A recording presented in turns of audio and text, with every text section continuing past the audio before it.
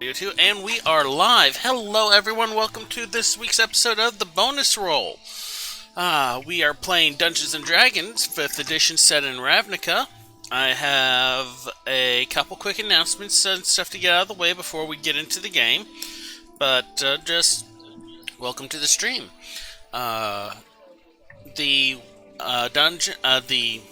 The Bonus Roll Wiki, you can find the link to the URL for it down below the stream in one of our little boxes down there.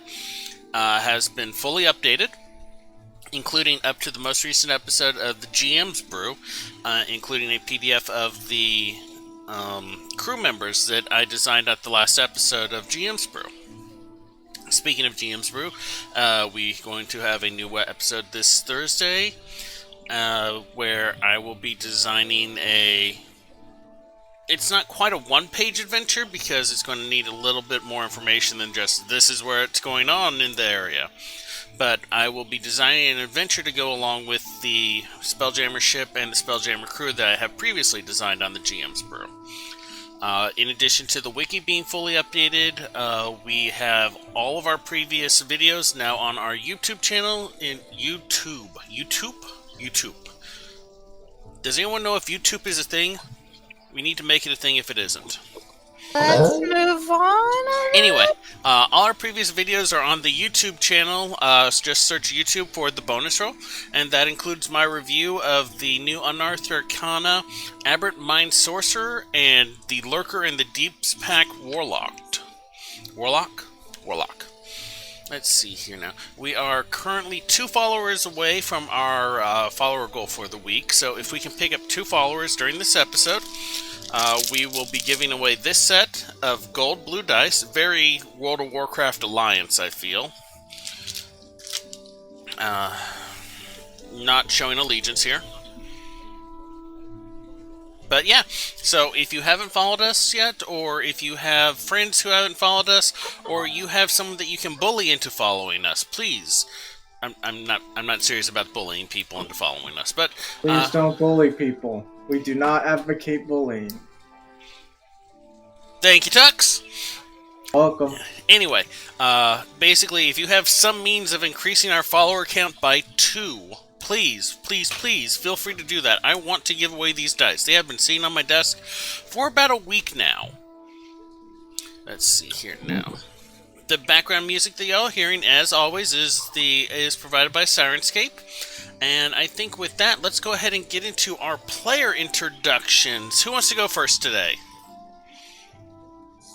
Hi everybody, I'm Faradir. I'm the Simic Ranger. Hello, I am Rayon, and I'm a Goblin Monk. I play Ingrid, Golgari Warlock.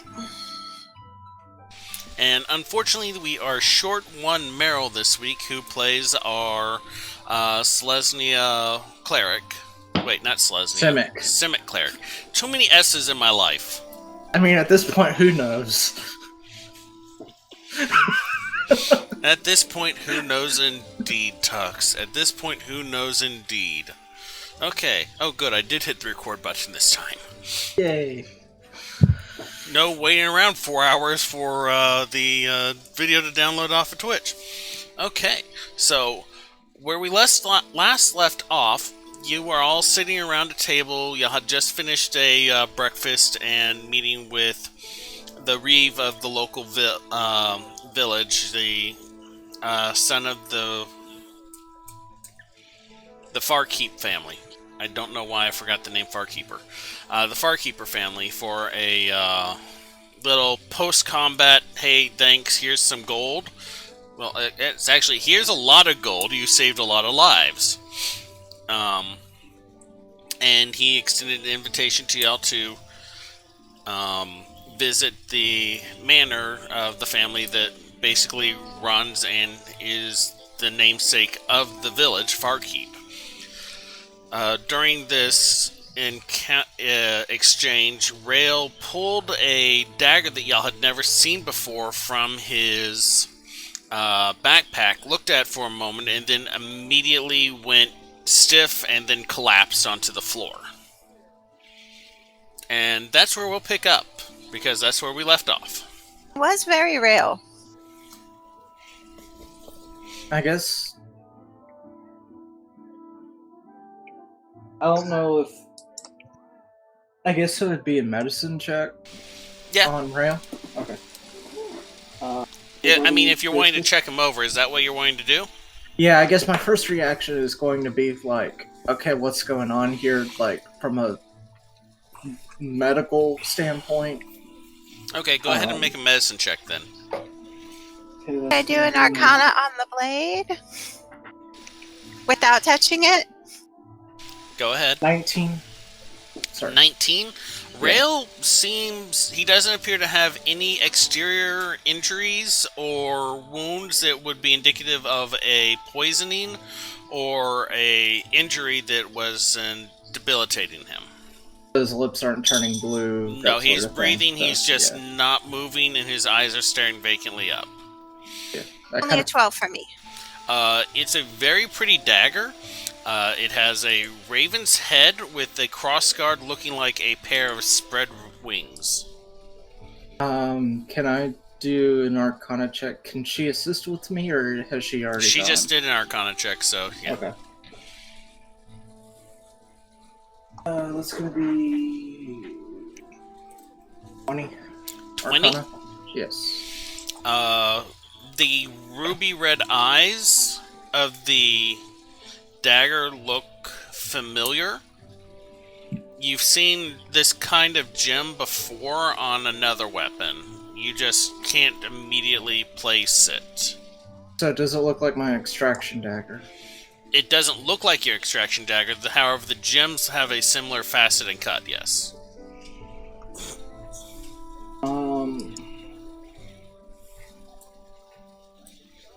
I mean, so it looks like he's out of it, but he's not choking or anything like that. He seems to be in some sort of stasis. The closest you've seen to this is when you've seen people under the effects of, like, a hold person or a paralysis spell.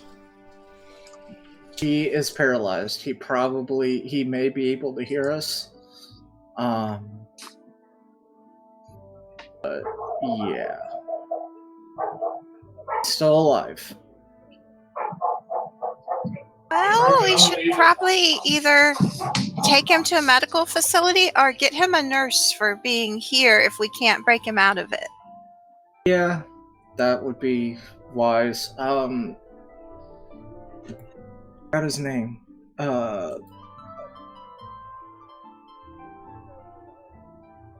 If you forgot his name, use the wiki for our last episode. Hint, hint, hint. Who? What is this? Like a DC comic or something? Okay, which person are you talking about, Tux? Rithen, the captain of the guard. Rithen, yes. Rithen. He left. Is he still? Oh, damn it. Is there like an innkeeper or something? Yeah. I mean, the person that's been there the past few days, Lisney, the one that you met originally with like the kind of silvery scarring that's half covered with makeup, is the one who served y'all your breakfast of ramekins and breads. What were you saying to Mage? Nothing. Oh, okay. Sorry. Just a one-off when someone then. The joys of roommates, right? Yeah. No, I get you. No, it's like Zizabeth said something about, to our wiki for something or other, and I'm like, it sounds like, hey, we're talking about this person. You want to know more about this person? Go to issue 249. Oh, that's actually my favorite part about comic books, is because it gives me an excuse to get more comic books. So I don't know what's going on, so I need to go and get this comic book. Well, Disney makes Marvel destroy all their heroes that they don't have the rights to. Don't get me sued. Alright, sorry. Yes. Lisney is behind the bar. She was in the middle of cleaning some stuff. She's now stopped and she's looking over at y'all because one of your party members just collapsed on the floor. Fortunately for I- y'all, it's fairly early in the morning, so there's not many other people around, especially considering the very early attack.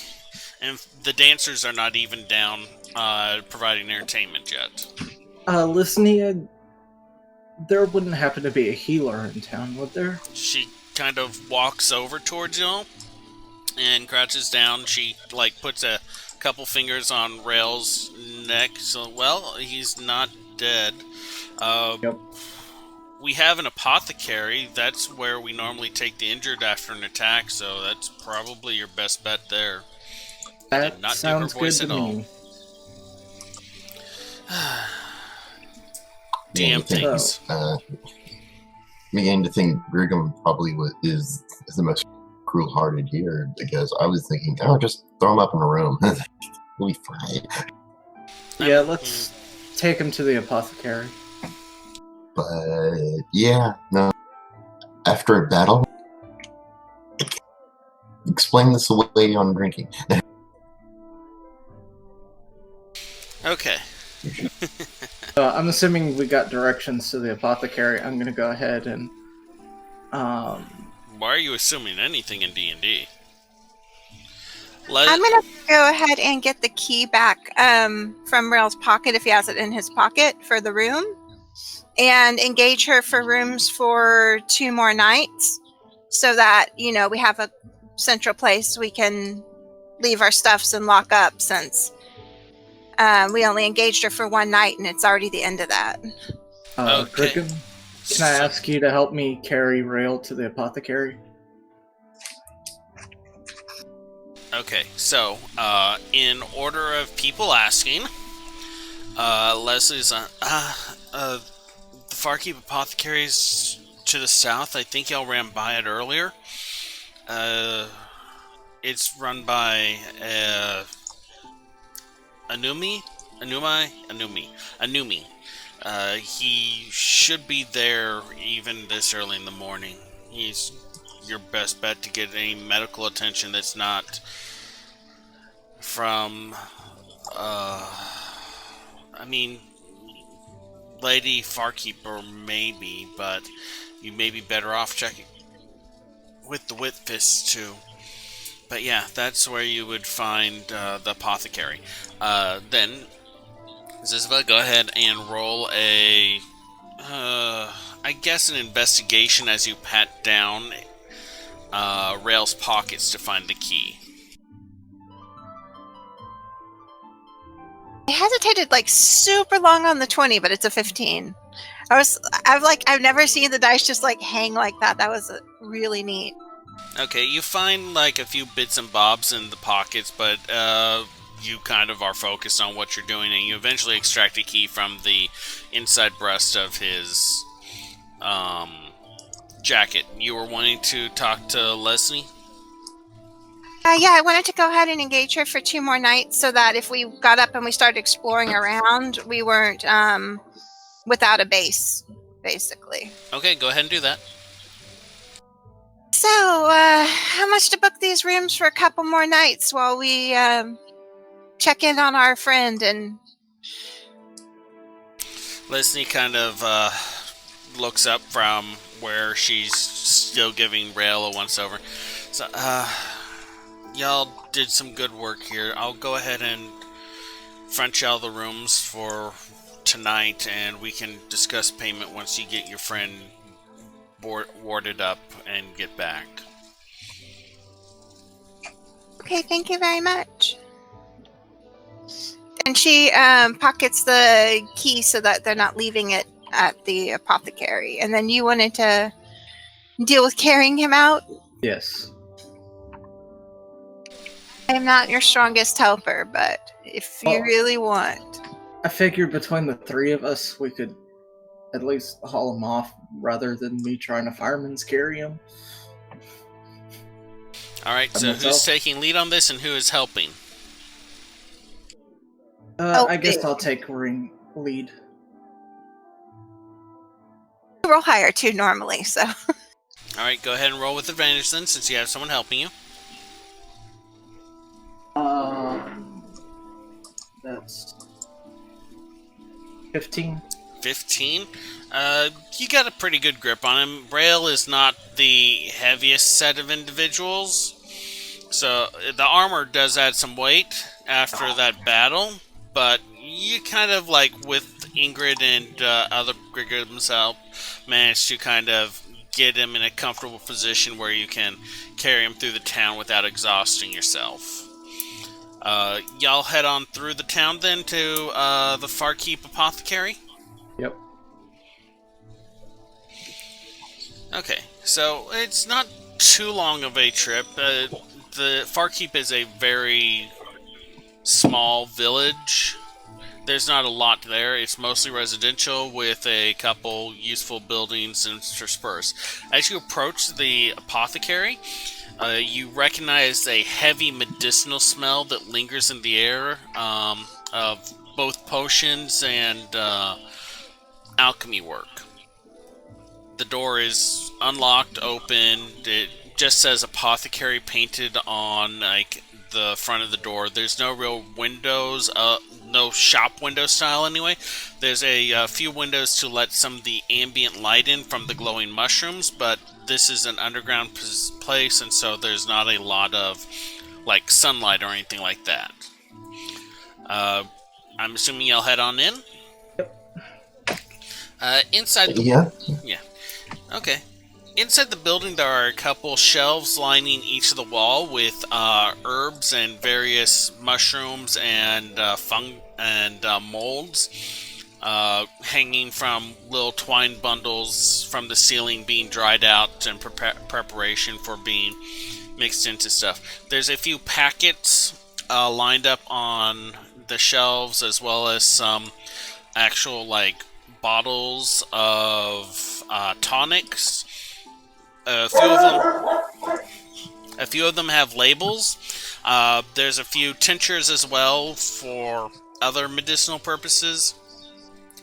The room is not that huge at the front, but it goes far back, and you can see behind the sales counter of sorts where there's like a ledger and a seat to sit and talk with customers. There is a opening in the back that leads into what looks like a makeshift hospital of sort. There's a few cots with people laying in them, and a kind of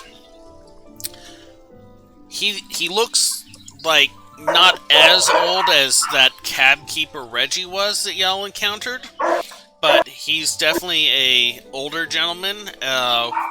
He looks human. He has a very serious expression on his face and a kind of heavy wool coat over his shoulders as he's going from cot to cot, talking to patients and checking them over. He kind of looks up as he comes. Coming. You okay? We're okay. He not so much. I'll be right back. I think there's something wrong with the front door. He's like, okay. All right. And I kind of indicate him. As far as we know, he touched a dagger. I'm assuming some sort of magical item, and he went paralyzed. As far as I can tell, he's still alive, still breathing, that sort of thing. But I don't claim to be a healer by profession. So I was wondering if there was any way we could get assistance. Okay, come on, bring him back here. And he kind of shuffles over to one of the empty cots and throws a blanket over it and kind of positions a pillow, making a space for y'all to set Rail down. He's all, how long's he been like this? I'm assuming less than an hour. Okay. And this did happen during the incursion this morning, then? No, it happened afterwards. Okay. Ironically. Okay. He waits for y'all to set him down, and then he starts doing a quick mother frickin' sign of a Hey, good you rolled a healer. 17. Thank you. But that doesn't Sign of count. a good healer. Let's see here. Quick. I have never had a dice bounce out of this box just yet. Welcome back, Mage. We're on Okay. mute, by the way. No, I'm not. Sorry, the mages. I know. Just making sure he was Oh, aware. wow. Okay. He looks him over, like, pulls up the shirt, pokes Rail's stomach a little bit. He's like, well, it doesn't look like it's any injury. I'll keep an eye on him for you if you want, but this is, I mean, I generally treat, like, broken bones and, cuts and stuff like that. I'll keep an eye on him. I'll try and treat him as much as I can, but if he's not up in a day or two when I clear out the triage, you'll have to either take him with you or pay to have him go into long-term care with me, okay? Certainly, thank you. And is there like a desk or something, like some sort of thing? Like, I think I'm gonna leave like a 10 zib. There is the counter that y'all walked past that next with his little like inventory ledger on it. Yeah, I'm gonna leave like a 10 zib. Ingrid's going to elbow him and say, that's really cheap for a trained professional. It's like a silver, right? Yeah. A gold. Wait, Yeah, I could take it out of the party fund. So Ingrid's going to Okay. take... 10 zib. Zib is a copper, so 10 zibs is 1 silver piece. Right. Are you saying you want to leave him a Xeno, or you want to leave him a 10 Xeno? A gold piece is a Xeno. I'm I going don't- to take one Xeno out of our shared stuff and put it in there and ask him to please keep him hydrated if he can, so he doesn't Yeah. weaken. He nods and he's like, of course. If I have anything in stock that can treat him, I'll administer it, and y'all can just pay the charge later, okay? Thank you so much. Okay. Um, I have injured I have to get to. A lot of people were caught in those explosions, so if there's nothing else... Certainly, thank you. Okay, so... He kind of, like, half shuffles away. If y'all take a look around the room, there's about 5 other people in here. There's only, like, 8 cots, but there's several of them stacked up in the back of the room. So I'd like to check in on the guard with the healing potion that's not quite a healing potion, Yeah, I if was he's about in to there. say if I could make I guess it would be a perception or investigation to see if... Oh, the one you I can gave find Main's that. potion. Okay. Yeah. Go ahead and make me a investigation roll, because you're basically, like, going over and, like, checking, is this him? Is this him? Do you want to do that with advantage, Ziziva? Sure. 18. 18. You find him at the back. Anumi looks up as y'all kind of approach him. That's a weird one. We've found him in one of the buildings. He seems okay, but a lot like your friend, he's just not responding. This one we can give you a little background on. He fought things before we approached, and there was it would have been a fatal injury. We gave him a potion that is healing him slowly, but I don't know how long it'll be till he comes out of the catatonia. Newman kind of like shuffles over, so pulls the cloak up over one shoulder, and he like gives the guard like pats his throat, stuff like that. So he didn't come in with any injuries.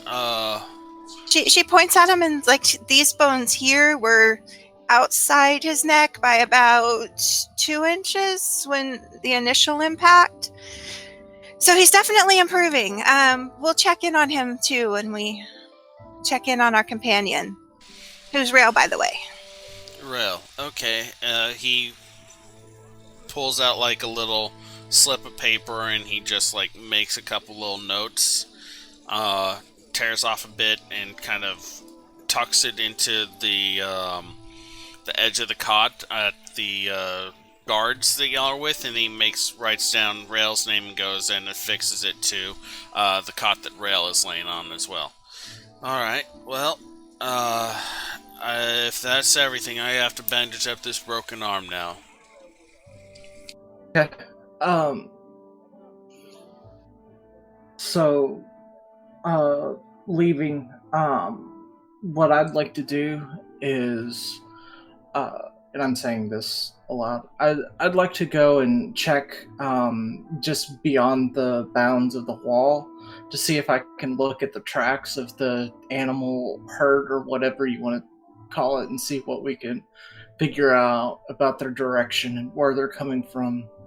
Let's take our planning back to our room for some privacy. I have a theory. Okay. Okay. As y'all are leaving the apothecary, let's see here. Who would it be? It would be. Rolling. Okay. As y'all are leaving the apothecary, Griggum, you hear a voice in the back of your head. You recognize it after a second as Cathal's voice. He's all, "Hey, I tried to contact Relis, and he's not responding. Do I need to, are y'all okay? Did y'all all die? Hello?" No, we're good. Rail just is currently catatonic for some reason. We're having him checked out, and while we do some legwork. Character limit. How can I help? There's a good minute before a response. It's okay, that's good to know. The armor is ready. It'll be delivered by courier in a few minutes. Is there anything else y'all need? Nothing I need. Do you want me to talk to the others, or?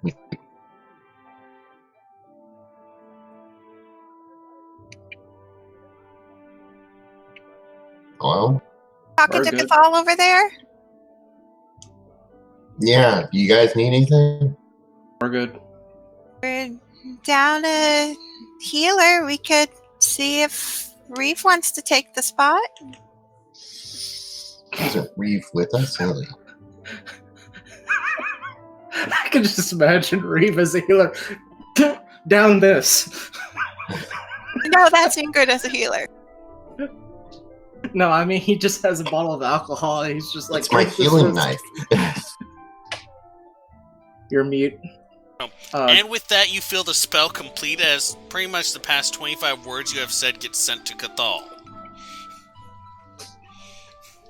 Anyways, also, sorry, for the spy's murmur, do we actually have to talk aloud? No, it's telepathic. Okay. There is a moment of wind in this undercity cavernous village that is pretty odd for you, and a maybe 3-foot wide shimmering chest appears in the air, being held by this kind of whirlwind. It sets down for a moment. Griggum, you're not sure where the information comes from, but you are aware of the fact that contained within this chest is a set of studded leather armor, a set of 10 arrows, and let's see, was there anything else she was going to send? Nope, that's it. A set of leather armor and 10 arrows. You also are aware of the fact that in 10 minutes it will disappear. I open the chest. You stuff out of the chest. Okay. Fairdeer, as you try and open the chest, it just does not open for you. It, however, just pops open as Griggum touches it. Inside is just a basic bundle of arrows tied together with twine, and this really nicely crafted studded leather armor with the metal studs having a sort of seashell texture appearance to them. Yay.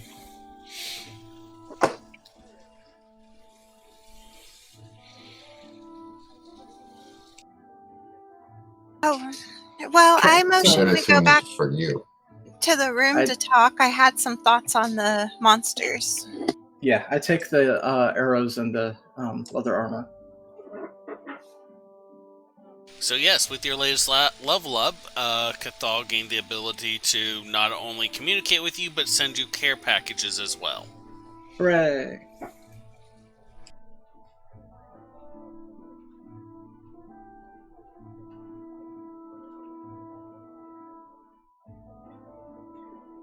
I'm going to just start heading back and assume they're going to follow. Okay, so y'all make your way back to the dancer's skirt then. It's still that dark kind of almost foreboding of outside appearance. The inside is starting to warm up and people have arrived for breakfast. A lot of them are having the same kind of breakfast that y'all did. The little ramekins of like either meats or sauces with just thick pieces of bread to dip them in. There is 2 of the dancers already downstairs. One of them is the green gray skinned girl that Fairdeer had encountered earlier, and the one that y'all have seen walking around in the background with a mask on over her face. Lisney is back behind the bar talking to people and serving drinks. Y'all are just going to continue on up the stairs, though? Wave as I go by. She stops talking and, like, to y'all. When we get up there, I think we'll gather Reeve and Kay, too. And then I'll address Fairdeer's question on the monsters. Y'all haven't, like... After the little breakfast rest, Reeve disappeared upstairs.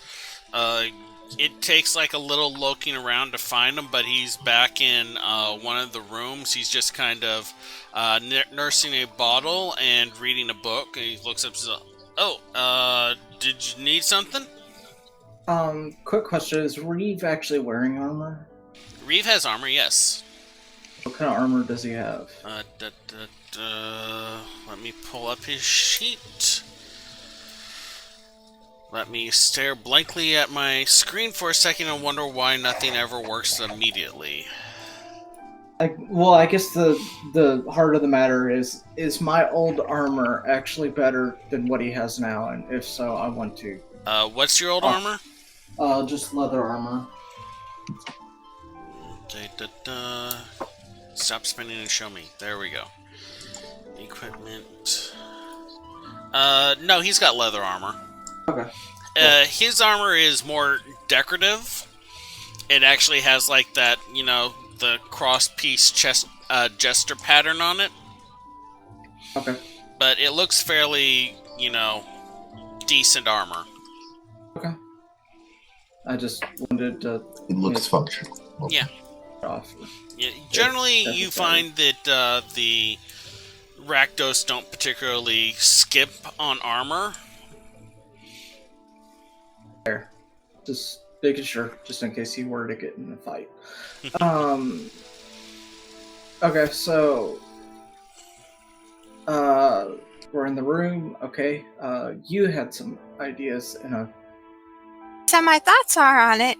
If you're amassing an army of monsters and sending them in, right? So just pretend you're doing that.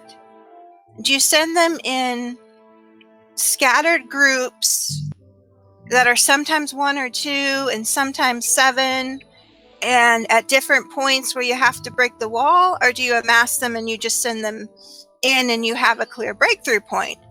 I think if you track the monsters back, I don't feel that you'll find someone. Yeah, so... This doesn't feel like strategy. Yeah. This feels like compulsion.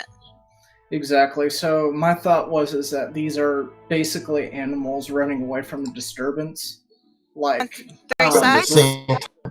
Yeah, that's what I was going to say. At the same time, if they were just stampeding, it would probably all come from one direction. But these are 3 different types of creatures coming from 3 different directions. Occasionally 4. We've heard reports that they do come from the east sometimes. So my thought is it's compulsion, but it's not a push. It's a pull. They said that they happened around a little over a month ago. If you look at our own timeline with the 2 weeks of training and the adventuring and our timeline versus, say, the coin, and the fact that this is a town that is the closest that can be pinpointed to the other coin, my thought is the coin's doing it. Okay. I guess my assumption... Sorry. Go ahead. I know what I was Okay. going to say. I want to hear what you're saying. My assumption was that basically this is due to the efforts to locate the coin, that they're basically causing the equivalent of seismic activity, and it's making the local nature just freak out. Of note, what you were told was that not that there were incursions coming from the east, but that undead were occasionally swarming out of the rot farm in the east and trying to get into the city. Okay. Yeah, but apparently that's been a historical thing, from what he's been saying, and that the flocks of other intruders is more new. I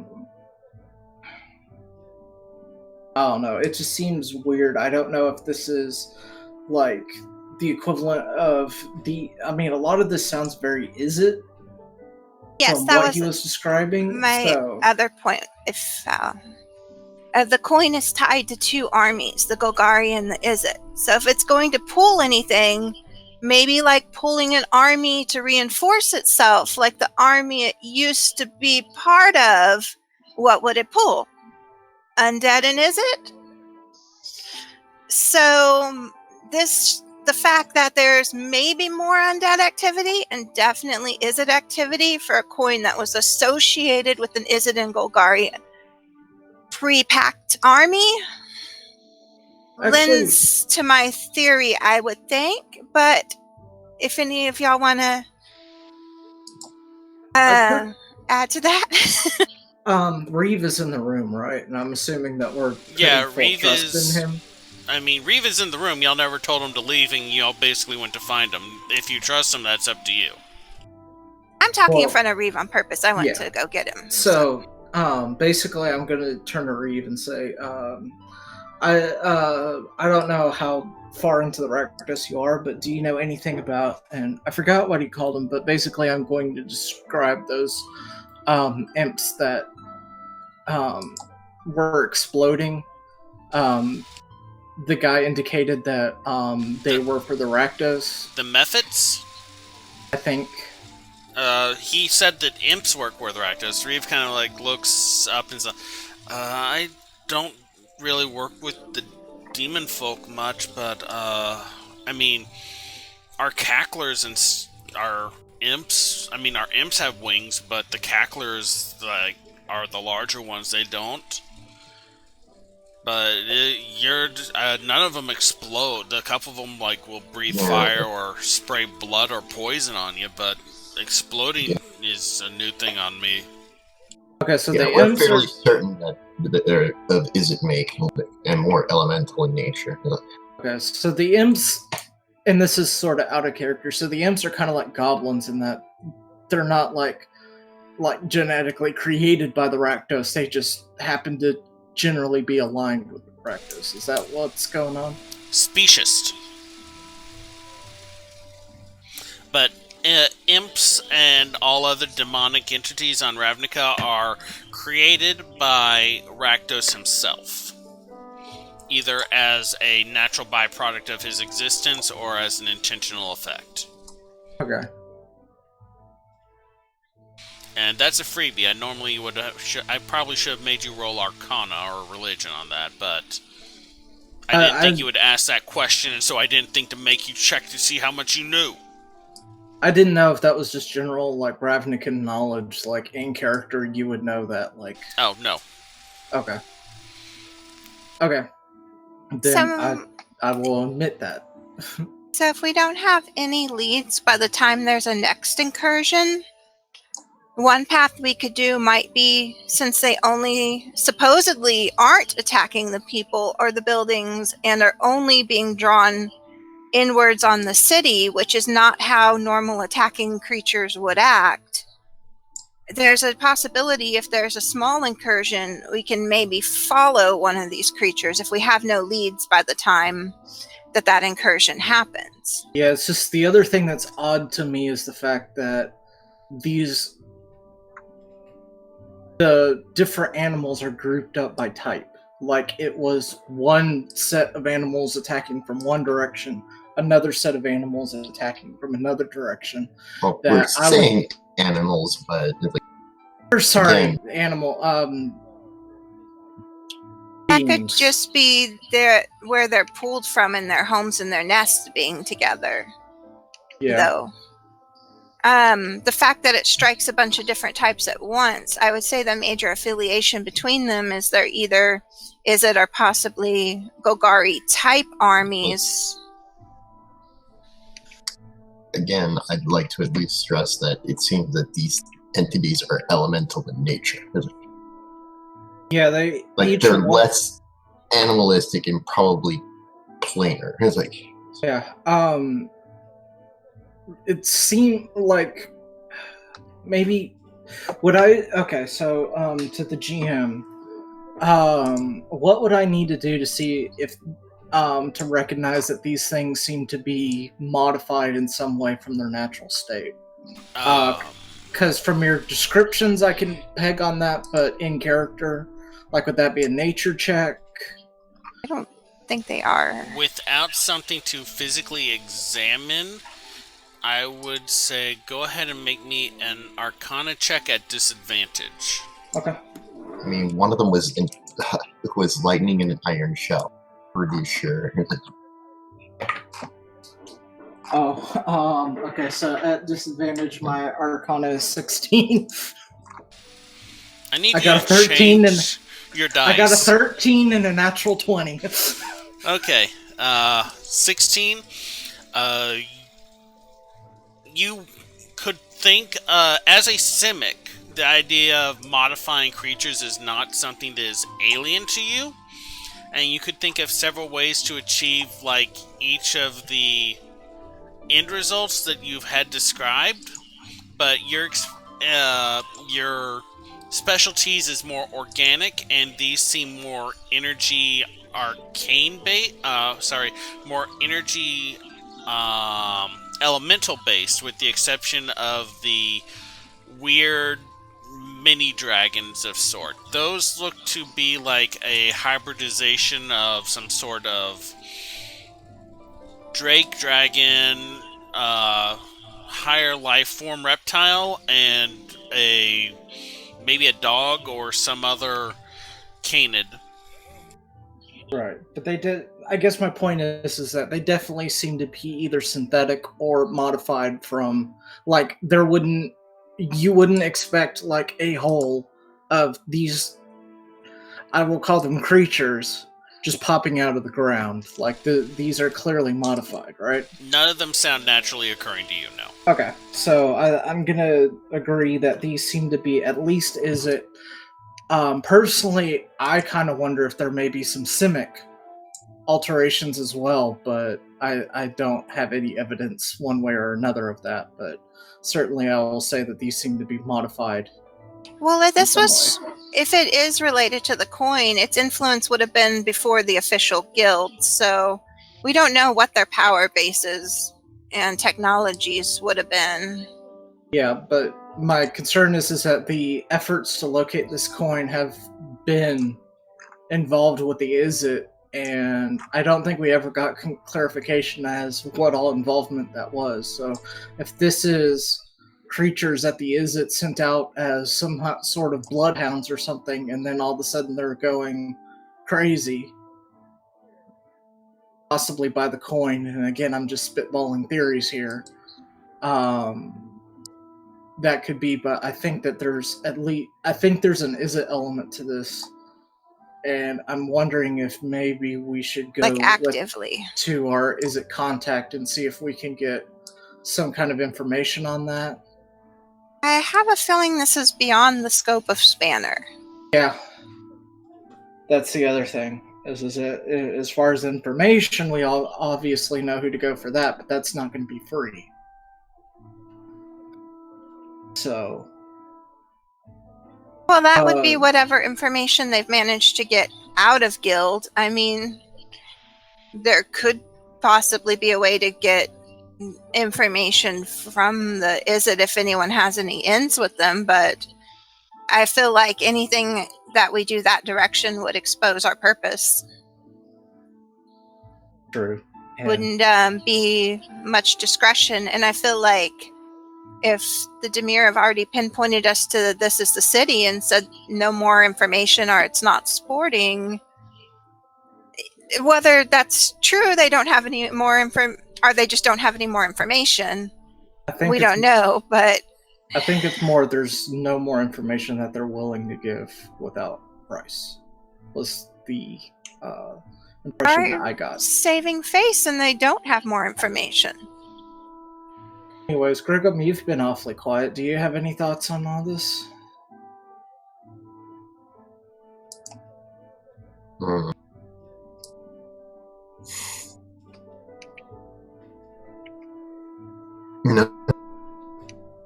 Okay. And Reeve, I know we're kind of throwing you into this, and I kind of apologize, but, you know, you're part of the group, and any input you have is welcome.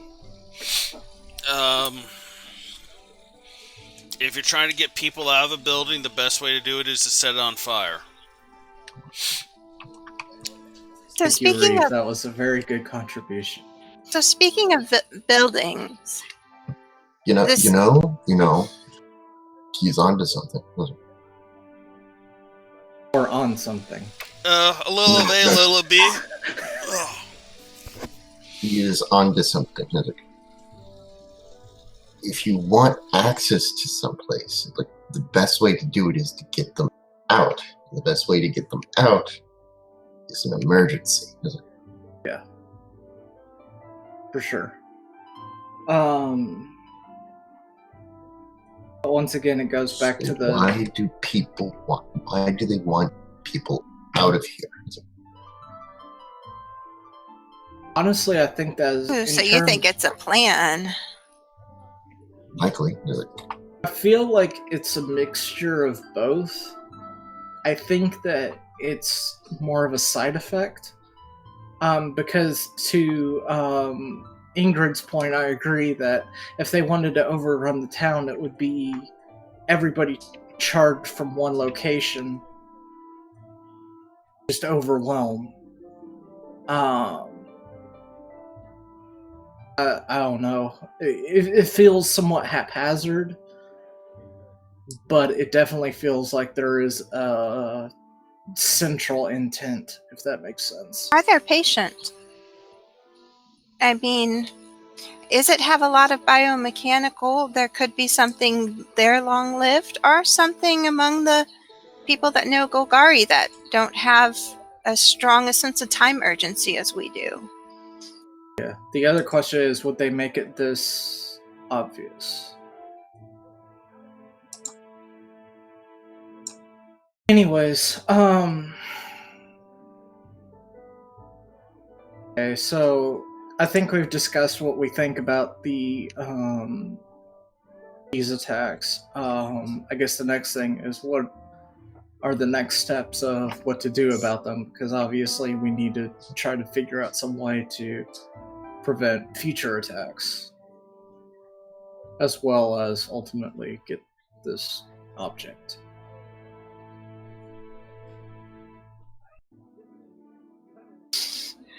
Well, if it's someone coming after it and it gets known that it's not here, it's with the Guild Pact, I would think the attacks would probably end if that's what was driving it.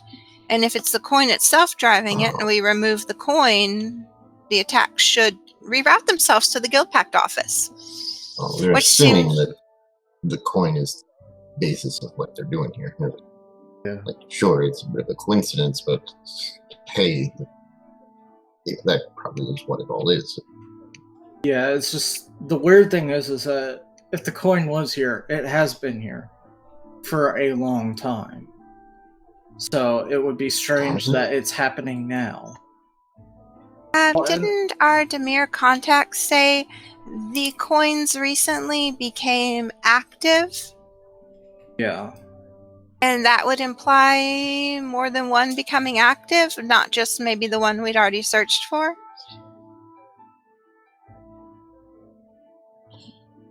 Yeah. Yeah.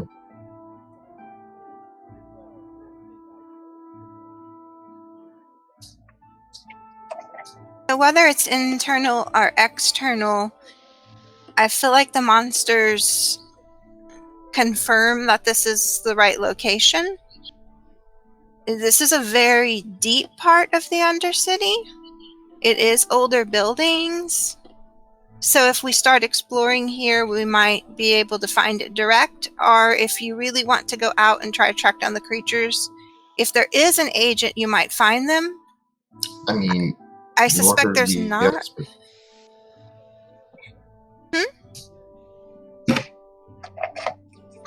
I am seriously relying on you here, so.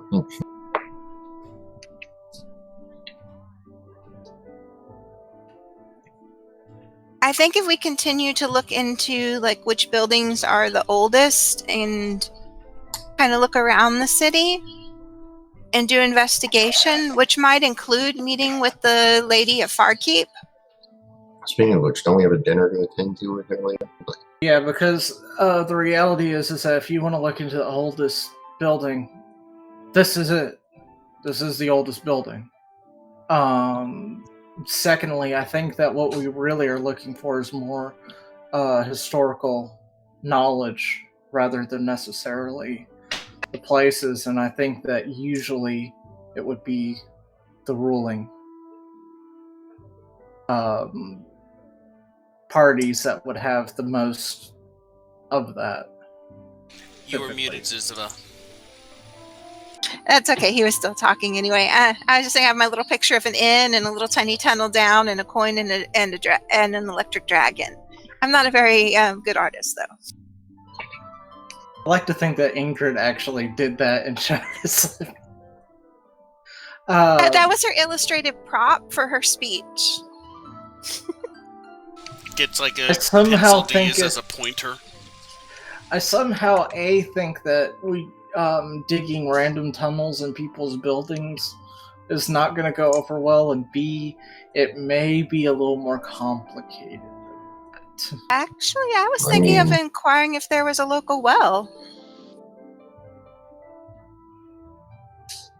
Underground? Well, the city is built up in levels. So whatever level these buildings are, they might not be 10,000 years old. But as the city grows over the city again and again, everything older is further down, right? So if we can peg the age of these original buildings with some research, still I think our path might be further down. But that's only a guess on my point. Much less of a guess than any of the other stuff. I mean, it's... With y'all's recent experience with the Ravnican water grid, you are aware of the fact that the Izzet pump and desalinate water from the underground ocean to various points throughout the city, where it is distributed through the region. And that's just basically the way they've handled it for almost all this time. They've just added more and more points as they built up over Old Rav into the current city. Yeah, I guess the point that she's making is that it wouldn't be an active well, because obviously aquifers and whatnot would be shifted, but I guess what she's saying is an original well that would probably be defunct now, but well, I guess... Okay, sorry. This is another one of my out of character questions. I know you've gone over it. So how long ago was the Guild Pact? The original Guild Pact was made 10,076 years ago.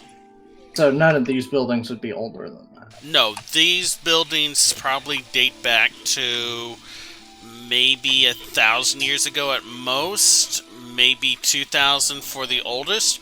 The area was at one point surface level, but was paved over in essence, and new buildings built on top. Anyways, yeah, I think that we probably the next step is to get an audience with... Suck at my job. And I don't think we had a particular meeting time, like a dinner. He just announced that his mother, the lady, would like to see us. Yeah, I just figured that typically you don't do such meetings at like 8 in the morning. It's about 9-10 at this point. Y'all had breakfast. Yeah, I'm just saying that usually I think that's more of an afternoon evening thing. Only for the unproductive. Right, royalty.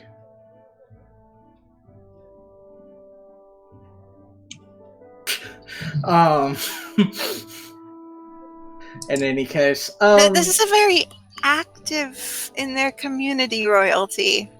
I mean, I'm not saying showing up at dinner wouldn't possibly give us a nice meal, but I'm not saying we're necessarily constrained to that either. So we're at about 9. Maybe we try to see if there's like a local library, and then about noon to dinner, we try to get an audience.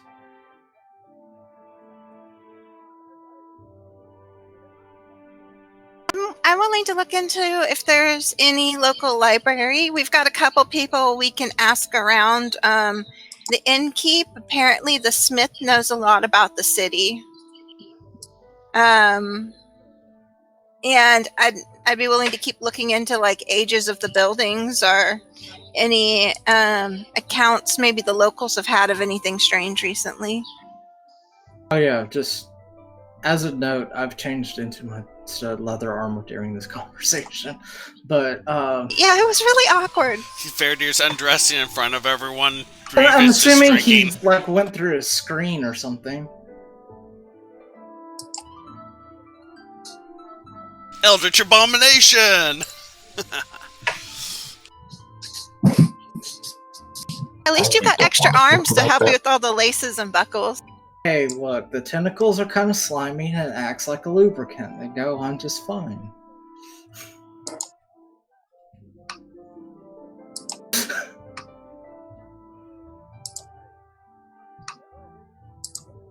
Yeah, that's something Farkeep would do, actually. He's spent his life in dormitories that he knows of. Anyways, so... The GM's giving you weird looks about how you spent your life, by the way, if you're missing that. I'm just questioning how I spend my life now. So, what are y'all doing? I think that we're going to, at the very least, we need to give a response that we want that today. I think is the first step, and then, assuming we have downtime between when we get the confirmation of, yeah, we can do that today or whenever. Obviously, they're the one making the schedule. We spend some of that downtime trying to look for like a records house or something like that.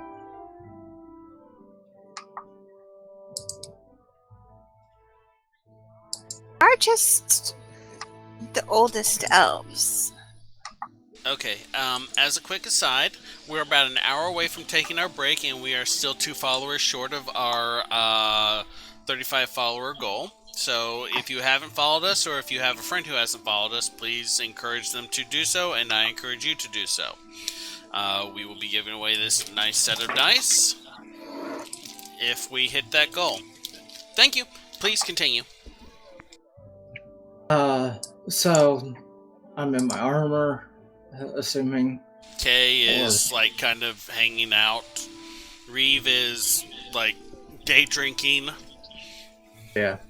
I think I should probably still see if I can find the local Golgari and see about getting us a few torches on loan. So if we're breaking up to do research, I should probably do that. Well, you know that most of the Golgari are either with the higher up family here, or working at the rot farm. I can't remember what it was that Farkeep said he was doing, but I'm assuming it's going to be changing clothes in front of his friends. Yeah. He was going to look for a library, so we can ask about the library, and I don't know if y'all want to accompany me to the rot farm, but I'm thinking of seeing if I can get us a few ever-burning torches on loan.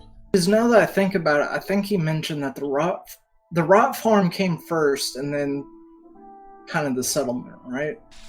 The development of the area is not something you have a lot of knowledge of, but you can make a couple of assumptions that the rot farm was founded. The manor was established by the people who were working the rot farm, and then the village sprung up to act as a support mechanism for that rot farm, because that's generally how villages develop around agricultural centers. Maybe. But the excavated buildings would be older than that, because they would have first been filled in and then later reclaimed, right? Yes, this area existed prior to the Farkeep family developing a rot farm here. Yeah. In any case, maybe it would be better for us to go to the rot farm and sort of ask around. Maybe there's some information that we can get from there. Maybe even get some clarification as far as the attacks that on the undead attacks, because it seems like most of those are held off there rather than in the city. So they may have better information about that. Now, the undead you find at the rot farm should be under their compulsion to actually be farming. However, if you see any running loose, I advise not destroying their workforce. Just a thought. Generally in civilian areas, I tend to not kill things unless they are in the process of trying to kill something else. So I will leave it up to your discretion. If you attack something, I will follow through. And it might be a case of we either restrain, or if it looks like there's other ones, I might be able to walk by them and continue and talk to people where y'all can't. So could we trigger the undead to attack us? And by we, I mean us, not you. If they're farming properly, they shouldn't attack you, because they should already be controlled. If you see any not farming and I don't see them, tell me. Okay. I guess we go to the rot farm? Grieve kind of sits up a bit and looks at you at Theodore. He's all, I'm going to be drinking, just so you know. But okay. How drunk is he at this point? Is he buzzed, or is he just, falling over? He seems okay. Okay. If you haven't ever drunk with a bartender, they can generally hold their liquor. I have not. In or out of character. So, okay, I guess, to the rot farm. Alright, who's sent to the rot farm? Everyone? You going, Griggum, or are you going to look for a library? I think I'll look for the library. Okay. How about, Ingrid and I go to the rot farm, you and Reeve go to the library? Sure. Cool. There is a library. It's like the couple of drunkards run loose in a library. Certainly. Sure. I mean, I just kind of figure, my internal logic is, you know how to handle this situation, right? So, I'm joking. We're fine. And of course, this is assuming that Have Reeve... fun at the farm. Yeah, this is assuming that Reeve is okay with this plan as well. I didn't mean to volunteer him. I whatever y'all want. Y'all are paying the bill. I'll happy go on a drinking thing with Griggum. Have fun, and I give him kind of a pat on the shoulder. Okay. I'm into it. Okay, I guess we're splitting up the party. Yeah, this never goes badly. Alright, let's see here. On a even roll... What are you talking about? It goes great for Scooby-Doo. That's a gang.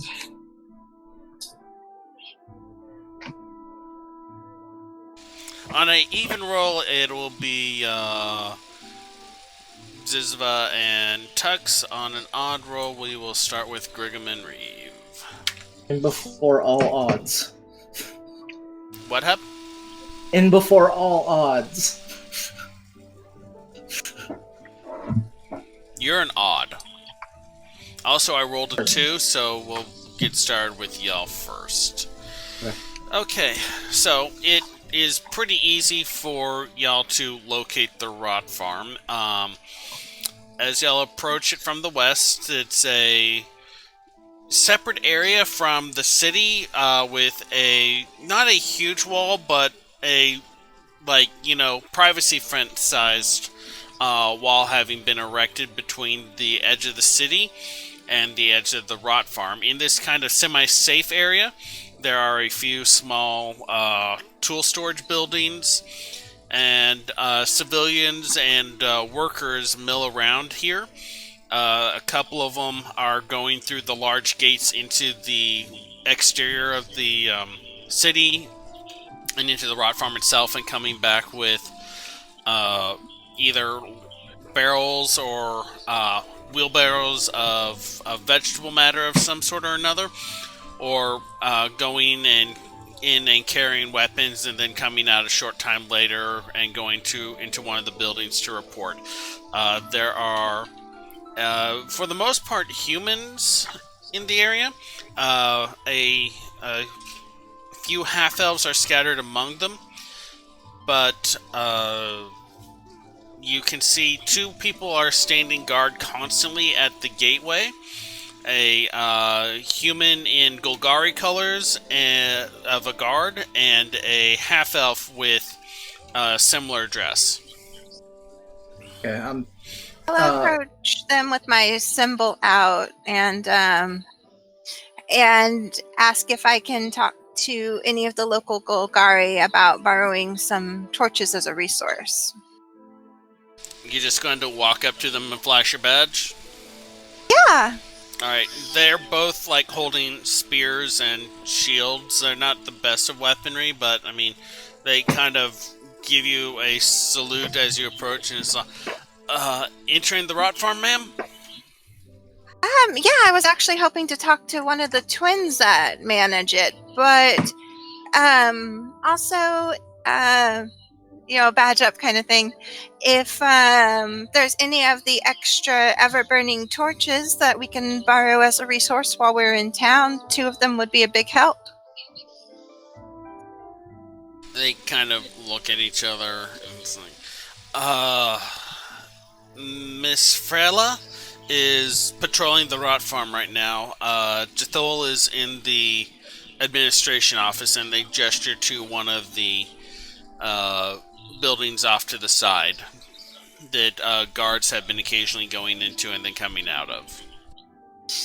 I say thanks, and then she does kind of like a brief curtsy-ish thing with her skirt over her pants and spins on her heel and heads to the office. They kind of watch and then look awkwardly at Faradir. Faradir gives a bow and just kind of follows her.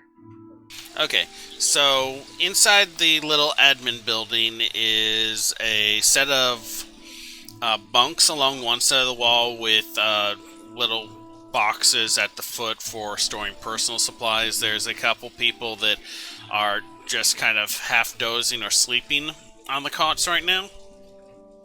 At the other side of the room is a desk and several bookcases of documents. Behind the desk is a youngish-looking dark elf. He has stone gray eyes with a kind of purple ring around them that you notice as you approach. His hair is the standard dark elf jet black, cropped very close, almost like buzz cut, or like he had a buzz cut that just recently started growing out. He looks up from you, and you can see he's wearing the Golgari colors, but he's not wearing like armor as much as it is robes. He's like, hello? Hi, you would be Jethel? Yes, I am Jethel Whitfist. How may I help you? I'm one of the Golgari that works near the Omarama rot farm, and I'm looking for some assistance with borrowing a couple torches while we're here, and maybe asking you a question or two. I mean, we've had a bit of a morning here. I don't know if you're aware of that. Yeah, we killed some lizards and things. Right. Okay. Most of our light source supplies are assigned to our human workers. I think I may be able to get you one, but it'll be a temporary loan. We will need it back by the end of the day. We had a worker injured during the excitement this morning, and so he won't be working. I mean, you said you had questions? We've been looking into kind of the age of some of the buildings around here. And it looks like they're around, the original buildings are around 1,000 years old. Do you know if there was any old wells or passages that have been found that aren't in use? I mean, there was an old well that was well, it was a fountain, but it was maybe a 2-hour walk from here when we were initially exploring the area to find a sizable portion to set out the rot farm in. But that was to the west of the city that we set up. Most of the buildings here are constructed via scavenged material that we found when we were excavating and building out the cavern for the village itself. And with the creatures, have they all seemed to be more... Is it like, or have there been differences in their theme? For the most part, what we've been dealing with over here is just the undead getting riled up and trying to push their way into the city. We haven't really had any of the incursions that the other portions of the village have. Did that seem to get stronger around a month ago also, or has it been about the same? Oh no, it's been fucking maybe 3 or 4 months now. Ever since the molds and the mushrooms started fighting, they've just been... the undead just don't like it. They kind of move away from the battlefields, and I mean, we've been thinking about going in and doing a cleanup, but we don't want to have to rebuild the ecology. Thank you. I think that's about all the questions I had. I'm just trying to get caught up with the local goings-on while I'm visiting. Question. He looks over at you. Yes? Sorry, Faradir. You wouldn't happen to... You couldn't hazard a guess as to why you haven't been getting any of these recent attacks from this direction, can you? Like, is there some sort of special magical barriers or something? There's about a mile worth of fungus and monsters between us and anything else. That'll do it. Okay. I mean, please do not go out into the rot farm unescorted. If you want to take a tour, I can talk to Frello when she returns from her patrol. But do not go out there without guards. We just added like a couple new bodies that were just now starting to take rot, and they are still mildly agitated. Oh no, I Good, think sir. you've been most helpful. Thank you. Thank you for your time, sir. And I guess we wait around for the torch. Okay, so while y'all are waiting, Griggum, you and Reeve were left in the office. I mean, it's not in the office, in the in room. Where were you planning on going?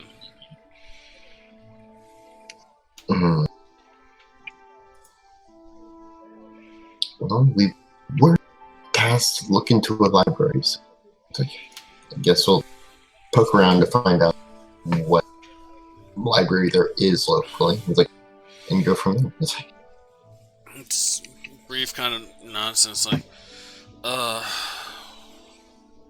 so I guess we're going to have to get directions then. The lady down at the bar, probably. Yeah, can't be too bad. So I guess we asked for directions. Alright, so you head on downstairs. Leslie is going around cleaning up the last little bits of people's breakfast. The place is mostly cleared out. The dancers that were providing some morning entertainment, as well as the musician, are having their own meal off in the corner. The dark elf kind of looks up at you as it approaches, like, you didn't go with your friends. Okay. I thought your groups all stuck together. But anyway, hi, how can I help you? Are you needing a drink, a meal, an entertainment? Directions to a library. There's like... I think... Lady Farkeeper has one in her mansion. And I think that the apothecary, Anumi, has a couple medical techs, but yeah, that's all I can think of that would have any sort of collection of books. Are we within range of the spies' murmurs? The village is about a mile, so yeah, you should be able to communicate with each other telepathically. This is happening as y'all are walking over to the Rot Garden. Yeah, I just thought that I'd probably have messaged him. It seems like this city is more of a work camp, so by library, it may be more records or just the oldest person still living.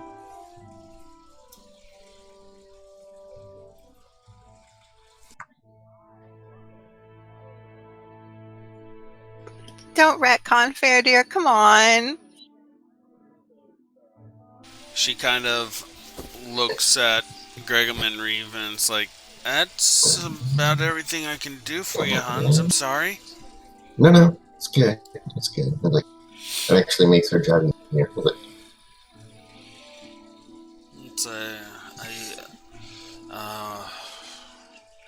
Anyone who wants to see Leah has to get either an invite or have some sort of pull. It doesn't look like you got your lady friend with you, so you may not be able to get into the manor without her. But yeah, so we'll just wait it out. We've got dinner. Okay, well, I mean, if you want to wait, do you want to dance or do you want something to drink? Reeves all like, oh, drink. Drink. Yeah. drink. Usually, Leah kind of nods and gestures to the table. So I'll bring you something, and we'll just add it to the tab.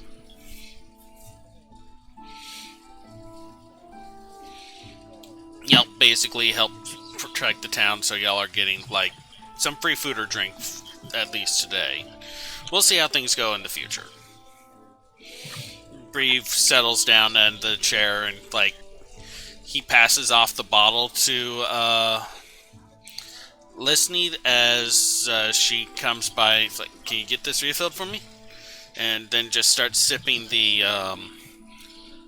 ale that she brings. He seems to be a moderation drinker, where he just drinks like a consistent amount over a consistent amount slowly over an extended period of time.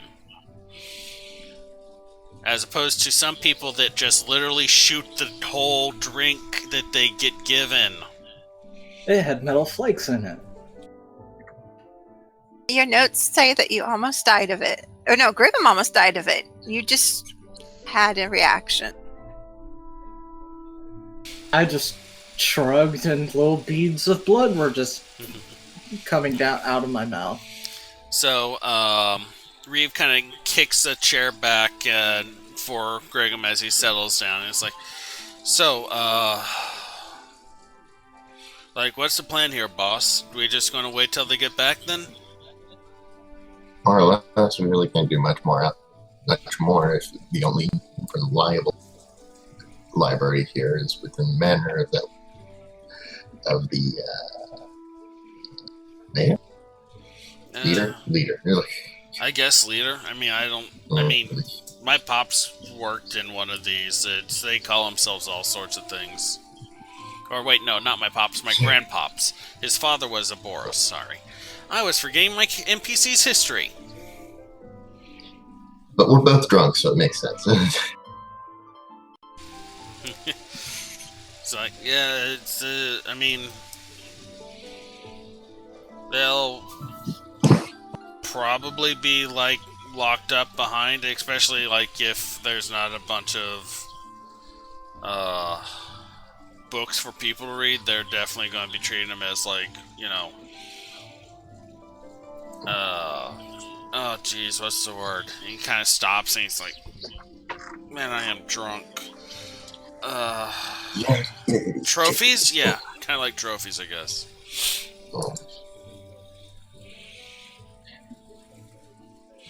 Yeah. We'll just wait it down. We've got patience. It's like, and we have entertainment. So He points over at the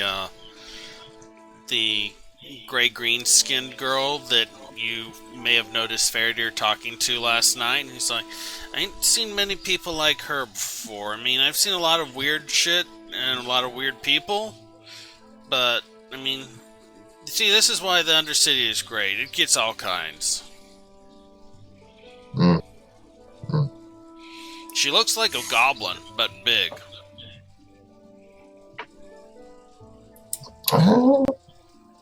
I can see it, yeah. Except the teeth. Teeth look like a cackler's.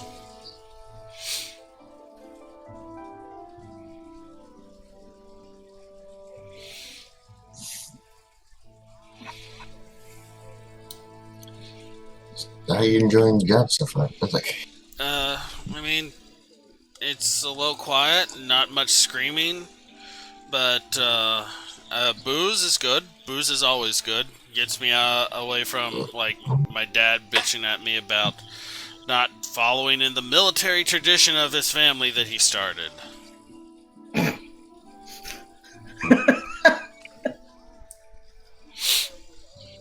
wait, hold on. I zoned out. What did you say? Oh, it gets me away from my dad bitching about me not, like, you know, sticking with the Boros after going through the academy and shit. So we have a military tradition in this family that you started. Come on. Own up to where you start. Wait, did his dad go to the academy, or did he go to the academy?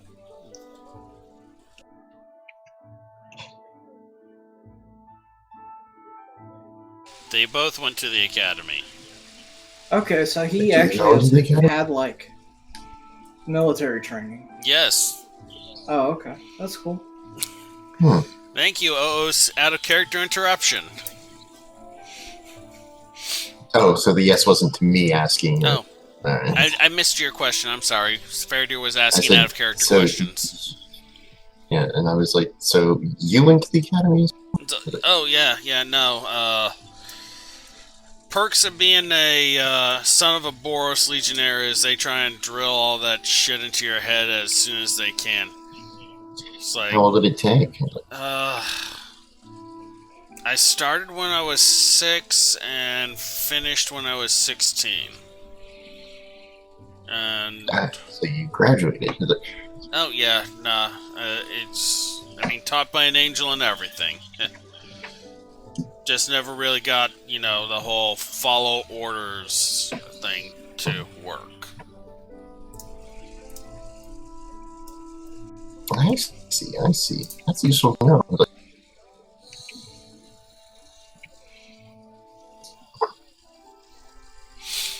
Yeah. But the Rakdos don't give two fucks, so do what you want, have fun, enjoy life. That's a lot easier than taking orders from people. You just have to find your own way. To be fair, like, I guess you could say Selesnya Enclave is pretty much the same, just a lot quieter. Like, more or less, just, this whole do unto others as you'd like them to do unto you style of thing. So if you want to be left the fuck alone, you'll be left the fuck alone. If you leave others the fuck alone, I mean, like, fuck, man, I've seen some of those soldiers that marching out of those trees. That's I don't know, between y'all and the Boros, then that is going to be I don't know who would win that fight. There's a shit ton of y'all. But the Boros have better gear, I think.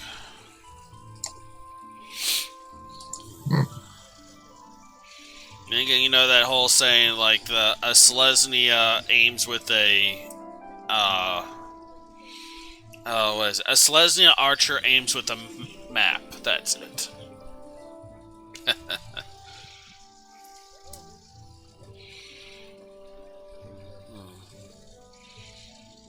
And again, the Boros have the angels, and they got that new ship, so... Oh. But, I mean, we're trying to keep, like, guilds from fighting anyway. I mean, that's what y'all were talking about, right? With the whole... the guild pack office. I mean, we're trying to facilitate the whole avoid civil war thing. Like, yeah. I mean, you would think a bunch of soldiers would be all for, like, going to war, especially, like, you know, not exactly got any other armies to fight. Yeah, besides we're not... we share as fuck aren't built to take on an army. Even if we were to grow as a franchise, we're still, by and large, just groups of small units. And it's like it just... We can't feed an army. We could probably support an army every so often, but not take one on. No, I mean, to be fair, we did take on the invasion about 20 minutes ago pretty well, but you know, we should look into getting a carnival down here. These people could use some entertainment. I'm gonna call a friend or two.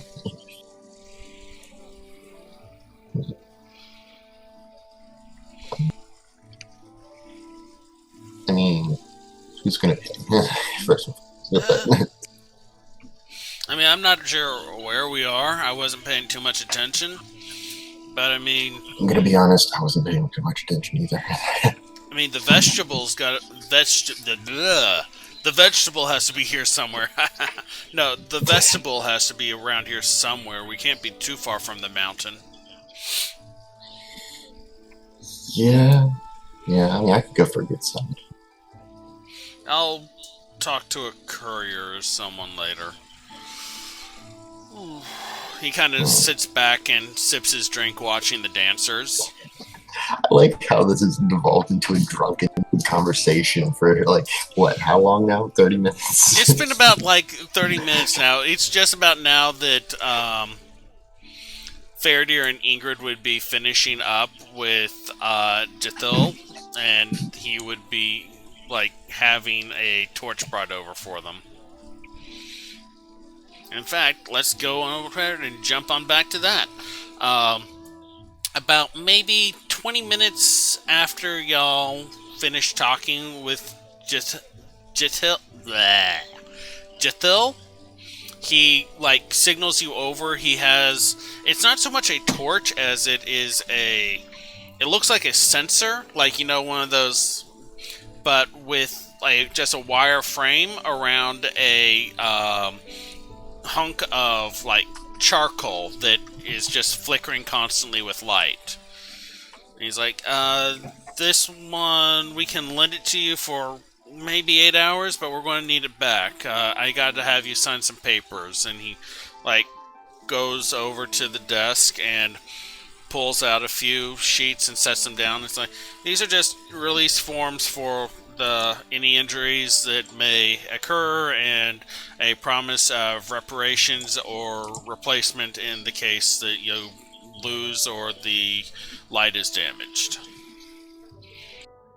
She gives him a quick scan. She's not a documancer, but she's also used to doing a little bit of paperwork. So. Make an intelligence roll for me.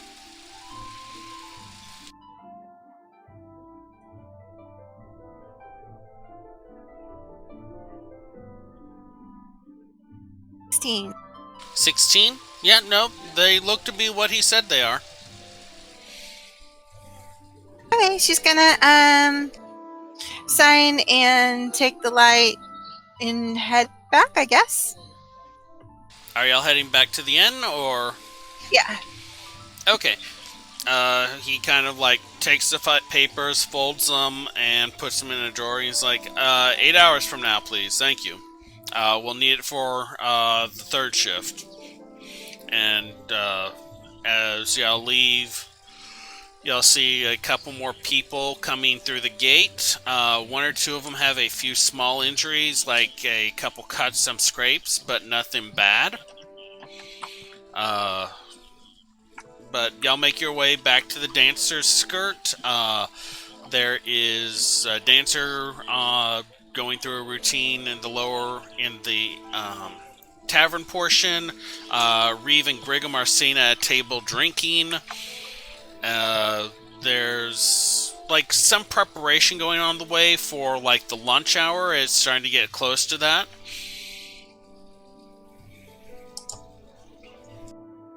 Well, time to go over and approach Brigham and Reeve. So, hey, y'all guys find anything, or is it a miss on the library? Yeah, basically, the best collection of books to be found here is within the ladies' manor. Yeah, I kind of expected as much. Well, if we want to explore around a little bit before we go to see her, I've secured us a light for 8 hours, and Yeah, I'm unsure if a pub crawl is the thing to do right now, but well, I mean, if you see other pubs along the way and it doesn't take long, I guess it could be a pub crawl. But I meant more like just kind of casing the town, looking at the age of the buildings, that kind of thing. I did find out there's a old fountain 2 hours west of town, though, and that could be worth a look later. Make me a history roll now that you're talking about that. Anyone who wants to. okay. I forgot. Did I have history? 19. I did not. 7.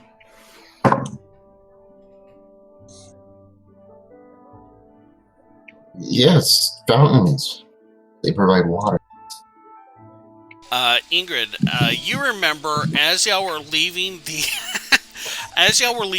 Demir hub and following that winding tunnel that eventually led you to the cavern that then led to Farkeep, there were several abandoned buildings and areas that y'all went through, including a open square that had a fountain in it that had been dried up at one point.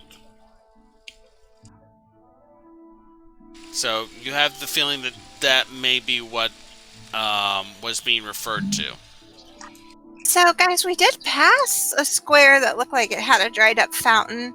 It's actually right by where the Demir dropped us. Where the she's kind of leaning in and whispering to Brigham. Then she realizes she really shouldn't finish her sentence in in an open area.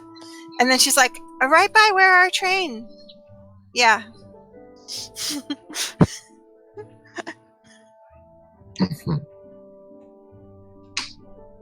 So that's something we can look into if we don't want to go to the meeting right away. If y'all are up for an out-of-town excursion like Fairdeer wanted to go on. Quick question. We haven't actually set up an appointment, right? He basically said, you're talking about Rithen, right? Yeah. I believe his phrasing was somewhere along the lines of, please come and visit the manor house at some point. Gotcha. Cool. We could maybe make it shorter than a 2-hour one if we can find some local mounts or something. Like 10, it's fine.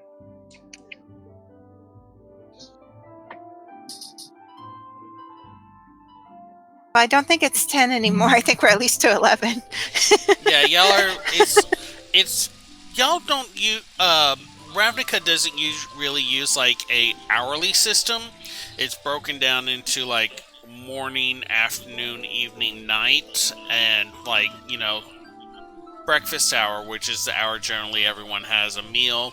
Lunch hour, generally the hour everyone takes a break and has a lunch. Dinner hour, like when people stop their work and go and get something to eat and maybe drink. And so there are hour candles, but no one really uses those much. Or there's timepieces, but no one really worries too much about precision timekeeping unless they have a specific reason to.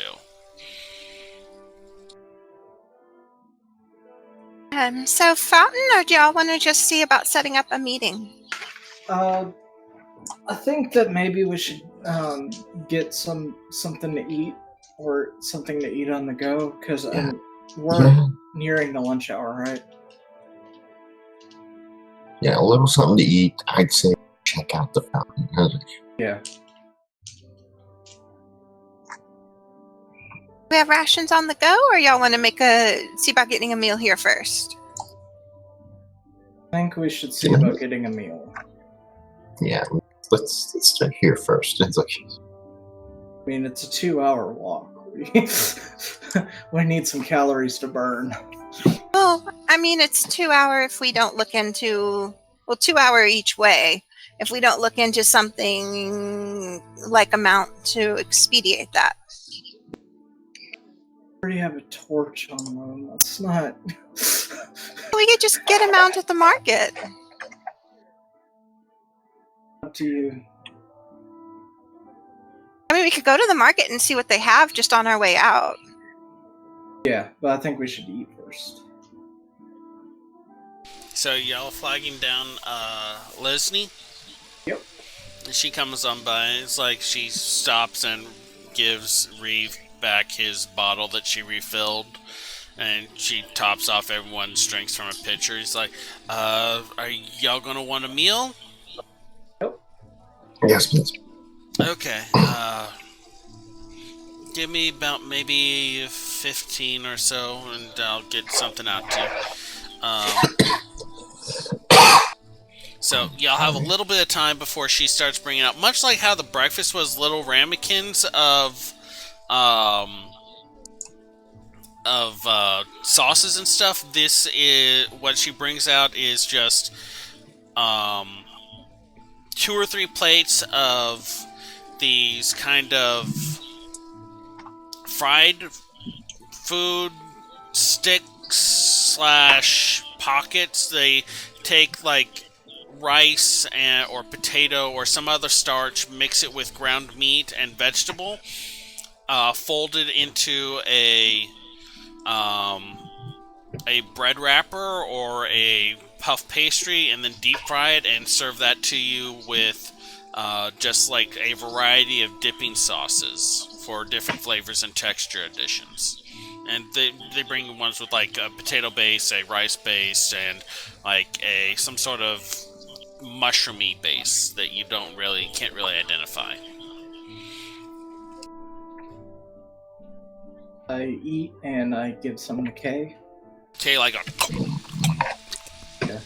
Also, and I point to Kay, he's not going to be able to use a mount. You do like horse-drawn carriage or wagon.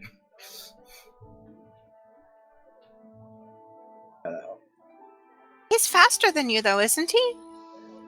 No, I think he's the same speed. Now I'm questioning things. Oh, he is, but... Well, no, I'm trying to remember what the actual speed of a Mastiff is. It's actually 40. 40? I mean, that's 80 feet per turn if he dashes and uses his full move. That's better than most people. But probably not better than a steed would be. Your call.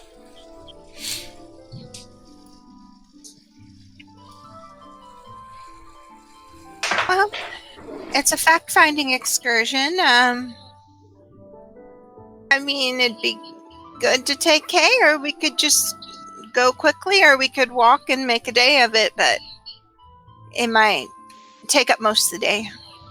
I think we'd probably rather just make a walk of it, because maybe that way we could get a better feel for the surroundings, too. Because I think with these coins, we probably want to take our time and get...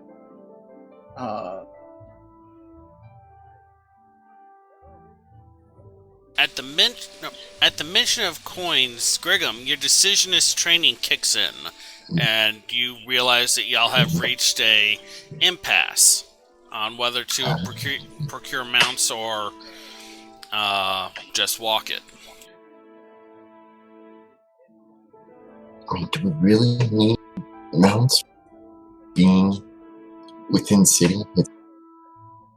It's 2 hours out of City West. Oh, we're heading west? The way we Yeah. came from. I'm sorry, I didn't catch the first half of that. Yeah, it's 2 hours west out of city, the way we came from. Okay.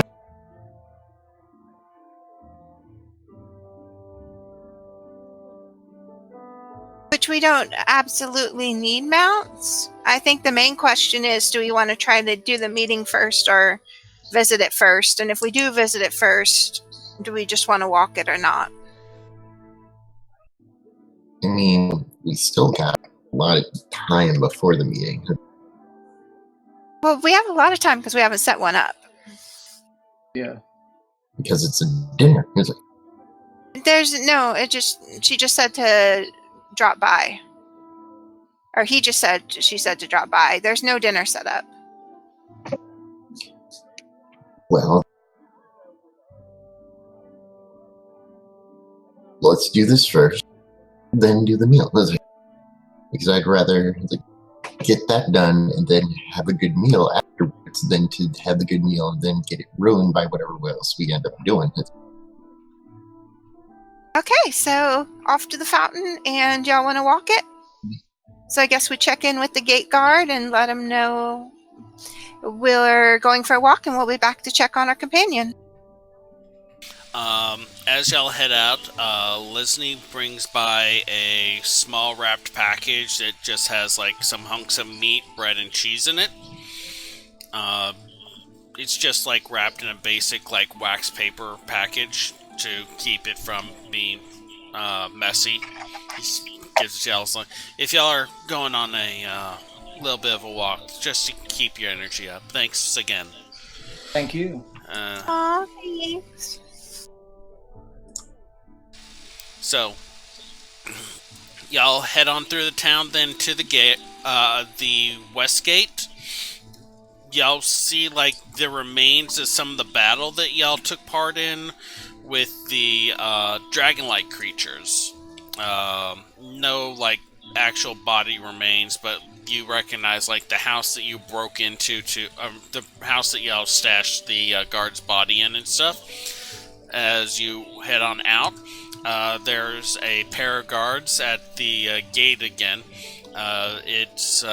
This one is just two humans. They kind of acknowledge you as you approach, but make no issue about you entering or leaving. Seems like during the day you're free to come and go, but they close the gates in the evening time. So, Alright. Forgot about that. I drop by and inform them that we're going and we're coming back in a couple hours anyway, just to keep them up to date. Yeah, I better get it done now. Not have to worry too much about time. Besides, how can we tell when it's evening or night now? It's not a, hour system, generally. It's people go by, I'm starting to get hungry. Oh, I've been at this for, 2 meals now. They work in shifts. But there is a variation in the level of glow that is emitted by some of the phosphorescent fungus and molds that are used. That was the kind of answer I was expecting.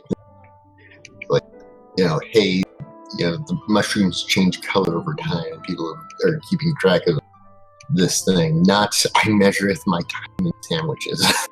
Yeah, it's like, I haven't had a sandwich in a couple hours. I think it's the end of the day. I mean, Well, that's what happens at the sleepy 2 to 3 p.m. time at work. So makes some sense. He's like, I'm starting to get a little hangry. I think it may be close to the end of the shift. So, on your trip out to the fountain that y'all passed, are y'all traveling at any particular speed or order? I'm standing by Reeve, and I've got the light wrapped around my shield arm, kind of just secured where the light's near my shield, so he can see. I think I've had enough to drink to stand myself in. Fair dear. I guess I'm walking towards the front. So y'all are moving at just a regular pace, though. Okay.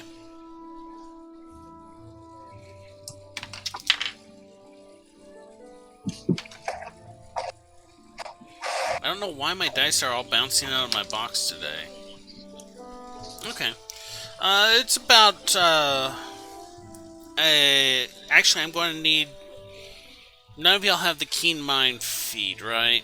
Yeah, none of y'all have the Keen Mind feed. Someone took Observant, not Keen Mind. Sorry, I was thinking, do we have a Widowgast moment here? I need someone to make... sorry, I was making a Critical Role reference. I need someone to make a survival roll to see if you can find your way back to the tunnel. Because y'all never, recorded it or put any markers down or anything like that. I'll do an individual. I can see that Faradir's already going for his dice, so I'll just do my own individual one, too, to kind of spot stuff. Okay.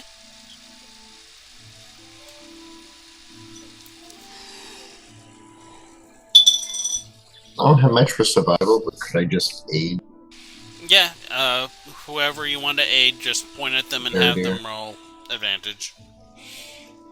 Yeah, I'll help Faradir with one. Without advantage. Huh? Yeah, 17. Yeah, he rolls high. Without advantage, I just got 8, so. Okay. So, looking around, y'all are going, yeah, this seems familiar. I recognize this. Each of y'all, kind of have your own different way of marking landmarks and stuff. But each of y'all kind of agree, yeah, this is roughly the direction we came from. Y'all see, after a while, y'all passed by that battle point where y'all got attacked by those 2 ogres. Walking out, and you're going at your normal pace, so it takes about 2 hours for you to reach the tunnel and thread your way through it. And fortunately for you, most of the side passages have been bricked up or sealed off in some way. And it's clear that those seals were done, or those were done intentionally by someone, that it's not just a naturally occurring brick work or remains of a building. Eventually, y'all thread your way through, and you come to the abandoned plaza square. There is a large dry fountain in the center of it. It's one of those, the French Victorian style with, the elegant etchings along the marble with the deep basin, and just the entire area is overgrown with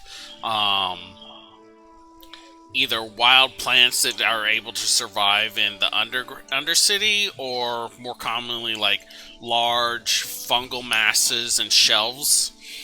There's like a scattering of debris across the floor, just like, rocks falling through localized seismic activity, likely due to the fact that the transit system is not too far from here, as you remember.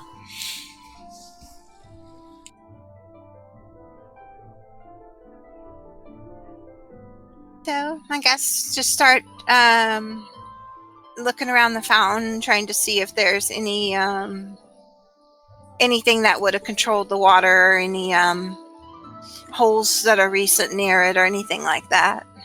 Go ahead and make me an investigation check, please, Isabel. I'll assist.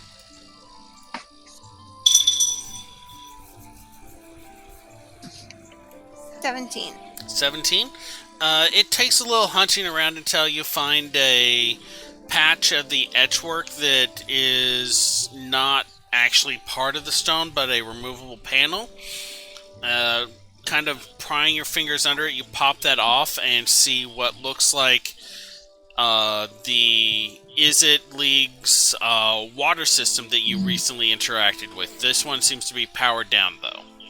There's no lights or anything like that, but it even has like the little connector port that y'all were hooking the two-stage vario, the hydrokinetic thing up to. I don't have my notes and I can't remember the exact phrasing.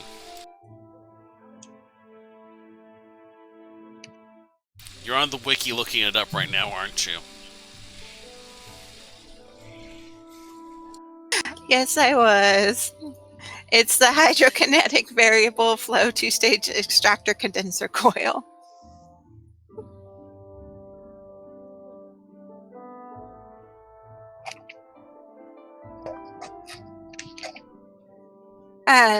So the fountain was pretty old. If there's any passages that dig through to deeper areas, maybe they'd be around here, though this is a little bit of a long shot, but we can... Do we see any recent disturbances around like the hatch or the mechanics or anything on the fountain?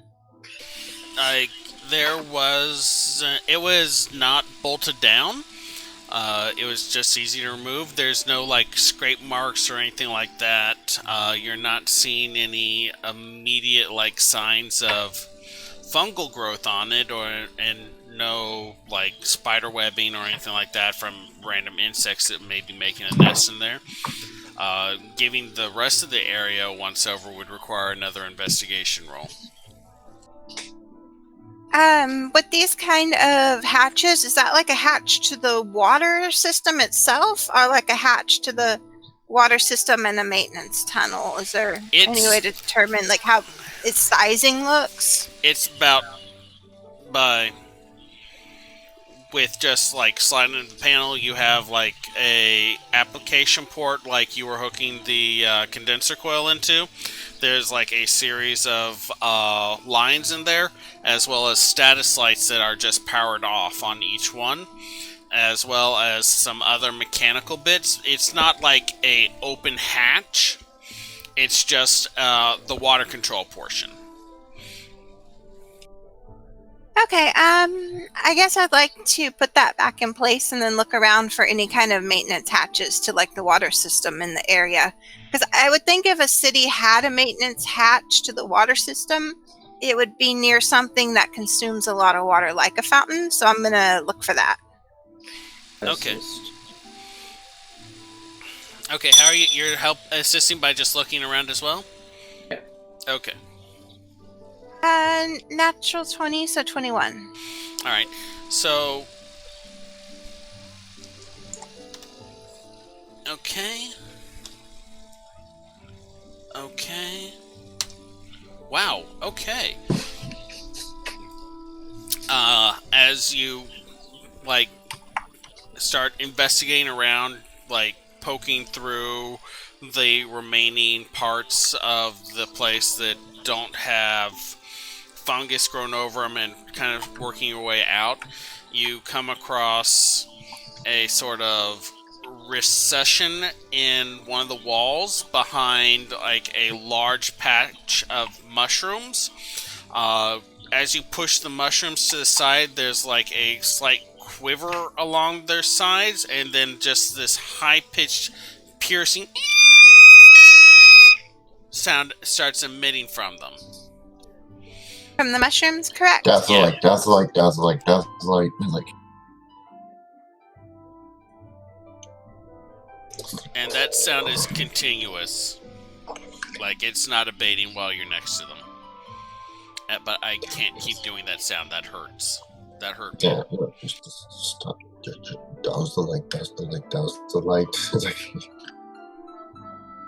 I'll cover the light and see if they stop. As you cover the light, it doesn't immediately just cut off, but it starts to wind down. Watcher, could you send me a few images while we're here? Watcher kind of uncurls from his space at your neck and sends you a mental image of the mushroom that you're standing next to. I'm consoling Kay. you have no idea how horrible that is with ear just made. It's like,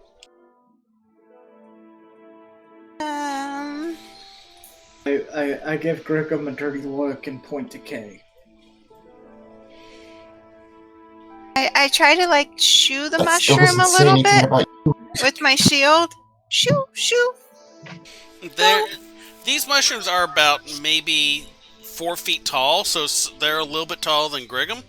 They're kind of this purplish black with large round nodules around the cap, and as she kind of like shoos it with its shield, it kind of just does nothing because it's a non-sentient mushroom. But they don't seem to be growing near any hatches or anything, right? You noticed a recession in the wall, but you weren't able to fully investigate it because as you approached it, the mushroom started making that sound. How much room would I have for getting close to it around them? It'd be a little bit of a squeeze. They're like growing off of a shelf that's connected to the wall. I want to do Mage Hand to kind of explore the wall in the recession and see if there's a handle or anything. Okay, make me an Arcana roll, please.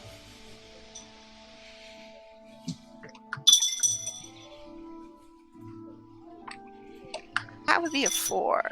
Okay, so the hand kind of like pats along the wall, and eventually it hits like where the recession is, goes down the recession, and then you realize, oh wait, I have no tactical sensation from this hand.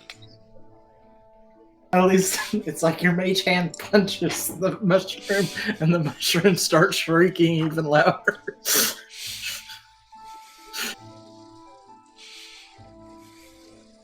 Okay, so I will ask Watcher if he can carefully take a look at the recession while I stay there. And we will get to that as soon as we get back from our break. Okay, so hi everyone. We are going on break. We'll be back in about 15 minutes. Let me check where we are. We look to be still 1 subscriber short of our goal for the week. Thank you for the subscription, Acer Bustle Plus. I did not say that right, I imagine. While we are on break, if we hit that that follower goal, we will go ahead and trigger the giveaway when we get back. And basically, as long as we just need to pick up 1 more follower before the end of the game. If we do, I will run the giveaway during the game and just interrupt to announce who wins it. But at this current point, we are 1 person short of giving away a set of dice today. So we will be back in about 15 minutes. This is a good opportunity to go get something to snack on, stretch your legs, get a drink, and contemplate the mysteries of life, because why not? Thank you all for joining us, and we'll be back in about 15 minutes. Thank you. Honestly, life is like a beanstalk, isn't it? Yes. You can only get so high. We'll be back in a bit.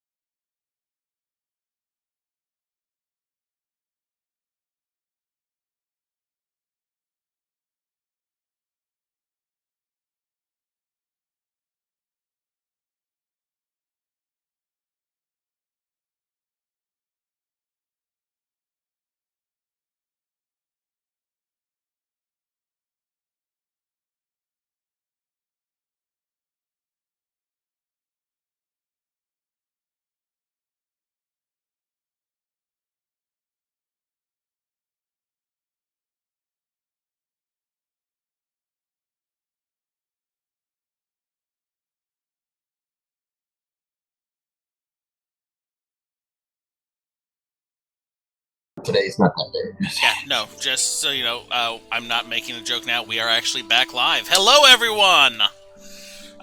We are still 1 follower short of the giveaway. As long as we get that 1 follower between now and, say, 15 minutes before the end of the show, we will still do the giveaway for these blue and gold World of Warcraft Alliance colored dice that if no one wins the giveaway for, I am keeping because, yeah, I'm throwing in with the Alliance. They have Worgen and they're awesome. They're their own mounts. I think you're scaring off our contestants for it. Roar. Okay. But fair enough, I kept one of the dice. Okay. So, let me pull my notes back up and hide the breakfast bar I had for breakfast. Have them right here. We haven't given away this color yet, I don't think. Or did we already? Let me check my box of dice and bags. But, yeah, I snagged one of... still pending for a future date. Yeah, I snagged one of them. I'm going to give it a shot and change out my dice, because Ingrid's dice are extremely loud with how heavy they are. And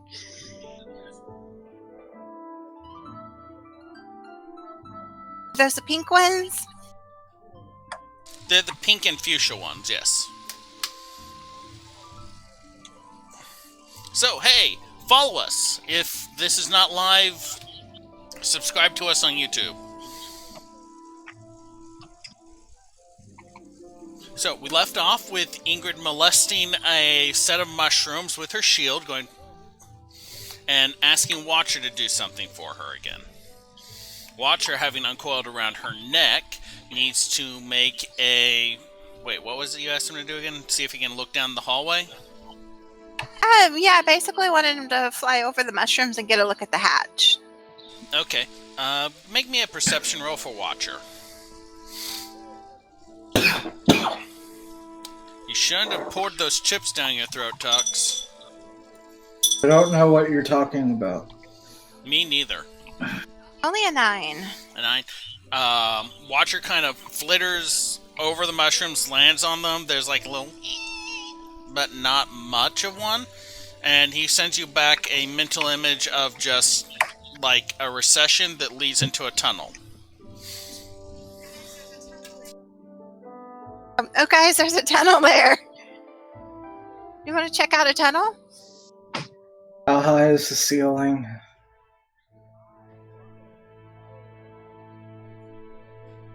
I don't wait for an answer. I hand the light to Reeve and push through the mushrooms. Oh, so, like, are you asking me or are you asking Ingrid? Either. It's, like, a little bit bigger than a person-sized tunnel. Ingrid pushes through the mushrooms, and I need to pull up. Where are you at? Where are you at? Can I make a quick reaction to cover Kay's orders? Okay. Roll for cover. Is that going to be like dexterity? No, I'm being... Am I being facetious? No, am I being start on. Anyway, Ingrid, what's your AC?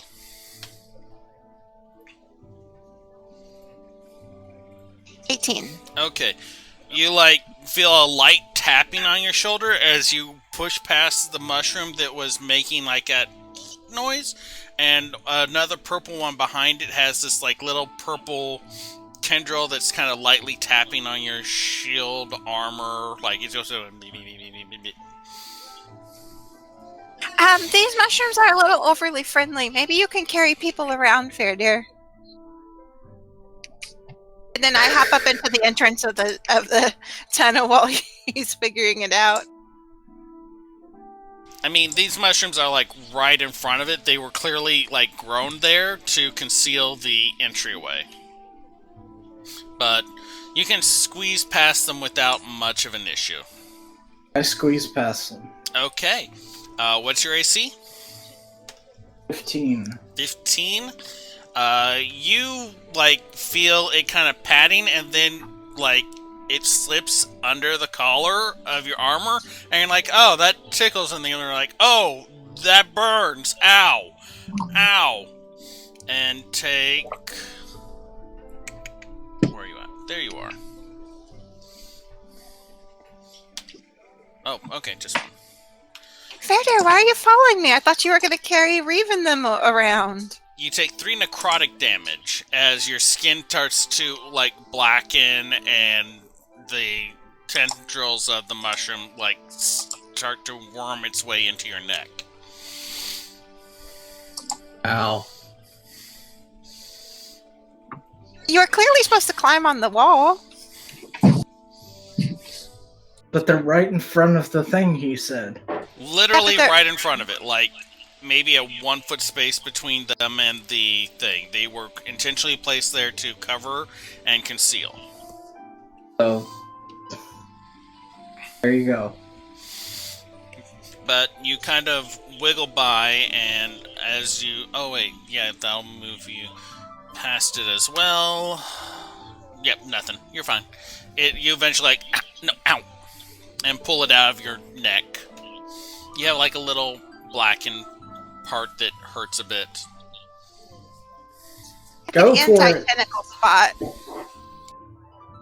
There's been a lot of tentacle stuff this week. I'm gonna keep my mouth shut on this one. Are you going to follow them, or are you going to stay out in the square? I'm going to head down a little ways to make room for them in the tunnel. Okay. Brigham, Reeve is going to follow with them. Are you going to remain in the square, or are you going to push past the mushrooms as well? If everyone else is going, me is keep an eye on them because they're probably going to get into trouble. Okay. So, if you're pushing by the mushroom, I need to know what your AC is. My AC is 15. Alright, so where Ingrid just had it lightly padding on her, and Faradir got, like, poked in the neck, you're much less, like, bodily armored, even though you've got a quick reaction speed. So as you kind of squeeze between the wall and the mushroom, the little feeler tendrils start to wrap around your wrist and arm, and where it touches, like, it hurts and burns and feels like something is sucking the moisture out of you. And you end up taking 6 points of necrotic damage as you push through and, like, pull the stuff off. Reeve watches y'all all go by, and he kind of, like... How much damage do you have? 6 necrotic. I want to just take out these mushrooms. Reeve kind of watches you all, like, pull by, and I asked for how much, not what type. 6 necrotic. 6, okay. Reeve watches y'all all, like, kind of push by. He, like, looks at the mushrooms, pours liquor over them, and just, like, throws a fire on them. There's, like, a... for a few seconds before it dies out, and he just stops there waiting for it to go out before walking past the smoldering remains of mushrooms. You have passed the first test. Right. And Kay just like happily like comes to the tongue wagging. He gives Kay a good boy pat. Okay, so on we go. Okay. It's okay. Subtlety wasn't our thing anyway. There it is. Okay. So, this is a much less open space. The previous tunnels, y'all could maybe travel 2 people abreast. At this point, it's about 5 foot wide and barely 6 feet tall. So y'all need to decide like which order y'all are proceeding down the path in. I'll take first as a guide. Okay, I'll follow. Okay, Then and Reeve and then Griggum. Reeve and Brigham at the back. I assume y'all are moving at a normal pace? Nope. Yep. Okay. Let's see here now. And Reeve has the light because I passed it to him outside the tunnel.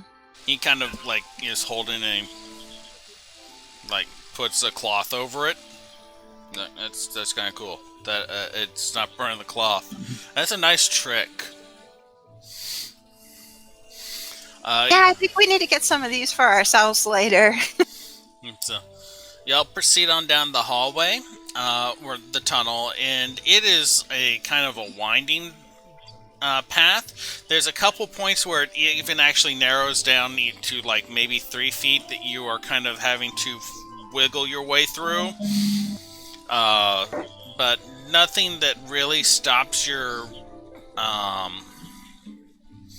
forward movement. There's a couple times that y'all have to, like, you're going uphill, or a couple times that you're going down a pretty steep incline. But throughout all of it, it's mostly transversible. You eventually come to this large opening square of a room with a number of, like, crevices and openings in the walls, just like 2 or 3 on each of the walls, including the one that y'all emerge out of. There's a number of like pipes and what looks to be some sort of aqueduct-like features that are emerging from places in the stone and going into either down hallways or into the stone at different points. So how many of those exits do we see? There is another exit on the wall y'all emerge from, 3 on the wall across from y'all, and 2 on each of the walls adjacent. Hey Ingrid, do you have some chalk on you?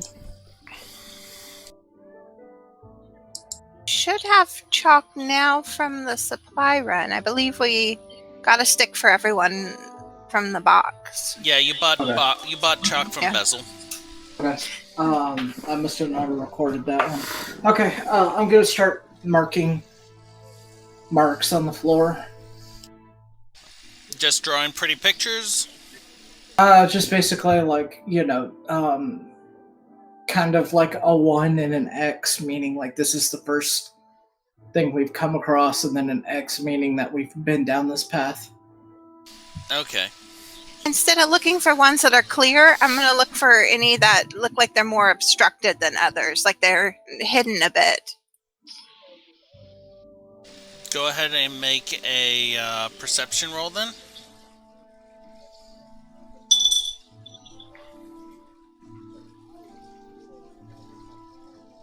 $18. 18. Okay. You basically just like poke your head down each of them, with the exception of one of the exits on the opposing wall.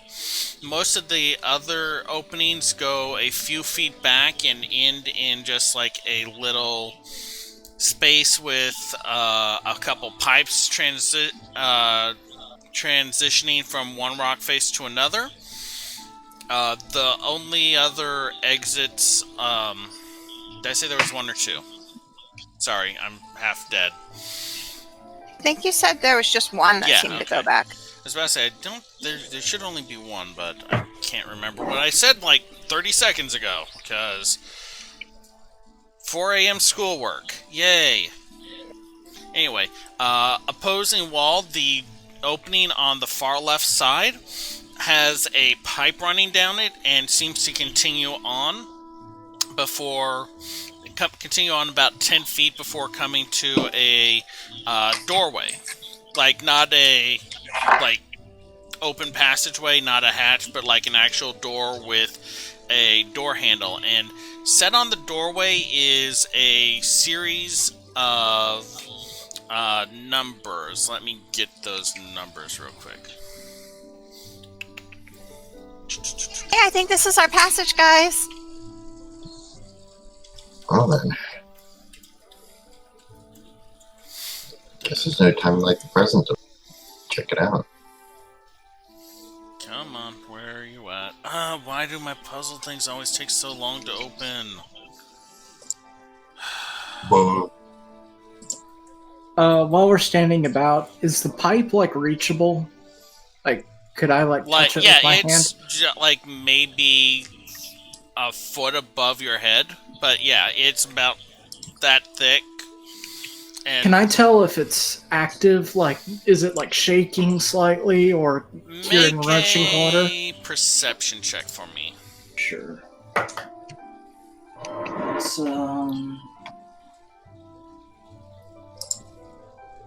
13. 13? Okay. The pipe feels cold to the touch. You don't feel any shaking or vibration, but you notice that it's made of that kind of orangey gold metallic alloy that you've seen a lot of Is-It machinery with. Okay.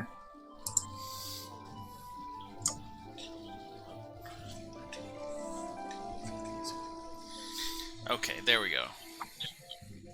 So the numbers on the door are 18.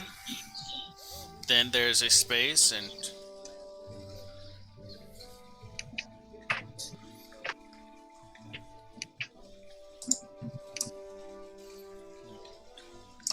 21. I'm having to redo this because my puzzle that I did last night did not save properly. And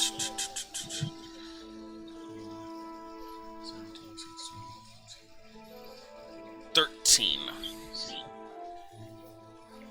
Okay. And those are just like written on the door, and it looks like it was chalk, but it's kind of stained the wood underneath it.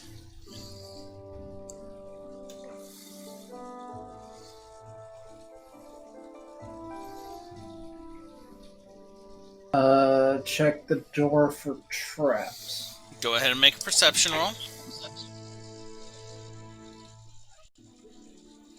We disappeared. 21. 21? Okay. You don't find any traps. According to this, we disappeared. Are we back? Oh, okay, there we go. That's weird. It may have been my computer having issues. Okay, open the door, I guess. Okay, so you open the door. There is a little resistance to it. Go ahead and someone make me a strength check to see how difficult it is for y'all to pop that open. I guess I'll give it a try. I got a 20. 20? Like, there is a little resistance, as you... Never mind that. Oh, yeah. I mean, you can go ahead and roll if you want, but Verdir basically, like, yanks it, and there is a low resistance that just completely gives after a second, and this kind of scrap of blue, scaled, fleshy material falls to the ground that looked like it was wedged into the doorway.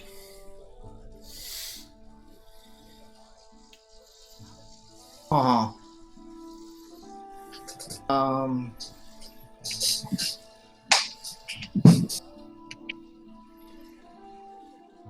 Okay. Just past the doorway is not a steep slope, like to the point that you would be in danger, but it is like a 30-degree decline. And it seems to be going down and straight. This looks far more tunnel than opening or access point that you got through previously. This looks more worked stone. Okay. Well, as a note, I've recorded the numbers that were on the door. I guess, can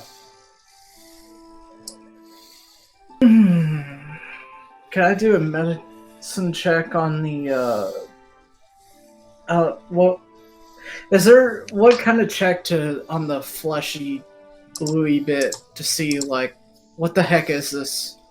So you're trying to identify it? Yeah. Make a investigation roll.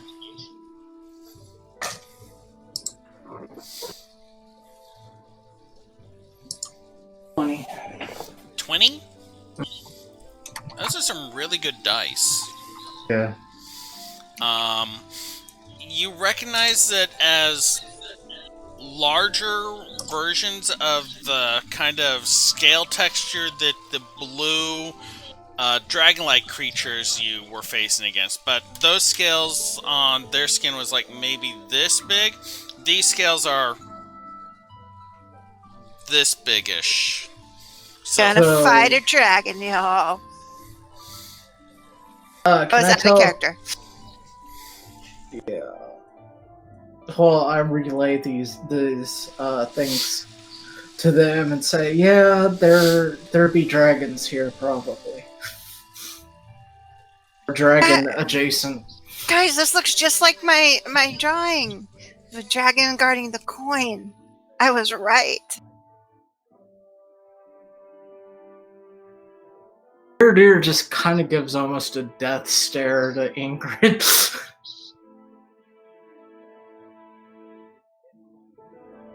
She's excited that it looked like her drawing. She's not even thinking about, hey, there might be a dragon up ahead. That's like the farthest thing from her mind right now. Okay, I guess we proceed down the tunnel. Are y'all moving in the same order? Yeah, I think. Sure.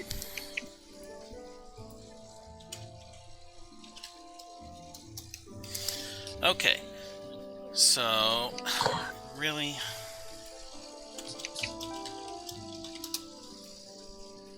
It is a word.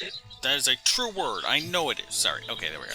Sorry, I was searching by title document. Okay. Y'all proceed on down the corridor. And as you go, it goes from the rough stone to much more worked.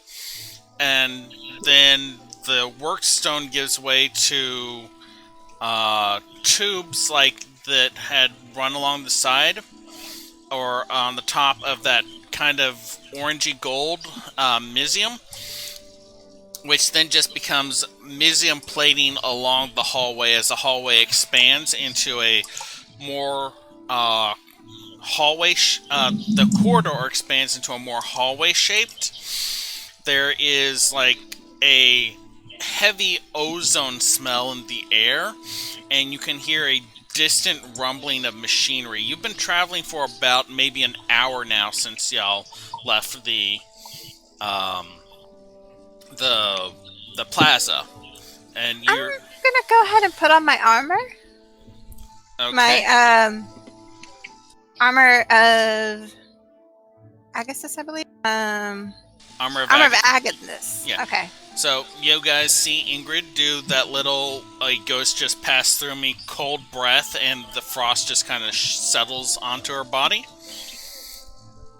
This is still not like a huge area. It's more like, it feels more like, you know, a maintenance tunnel or something like that.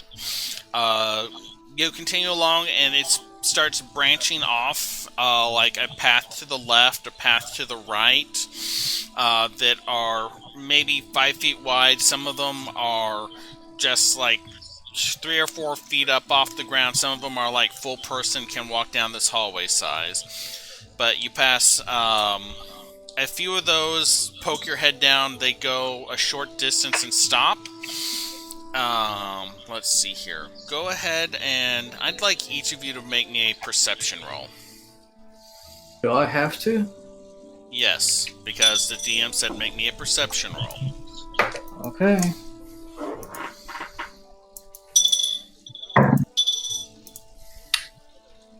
$11. 14 for me and 23 for Watcher. 17. So, Greg, you're not really noticing anything. As y'all poke your head down, Fairdeer, you, Ingrid, and Watcher notice occasionally little vents on the floor. And looking through those, you can see down into larger rooms underneath. How big are the vents? Like, maybe a foot by a foot. Go ahead and point them out to the rest of the group and say it looks like there's a bigger chamber underneath that if we don't lead to, we might be able to use these vents if we want to check it out.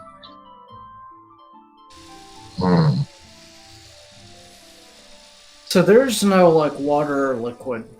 You don't detect here, any right? liquid or anything like that. You do smell heavy ozoning in the air, like someone is like, there's an electrical fire or something. Not with nothing really other than like those small notice of those that.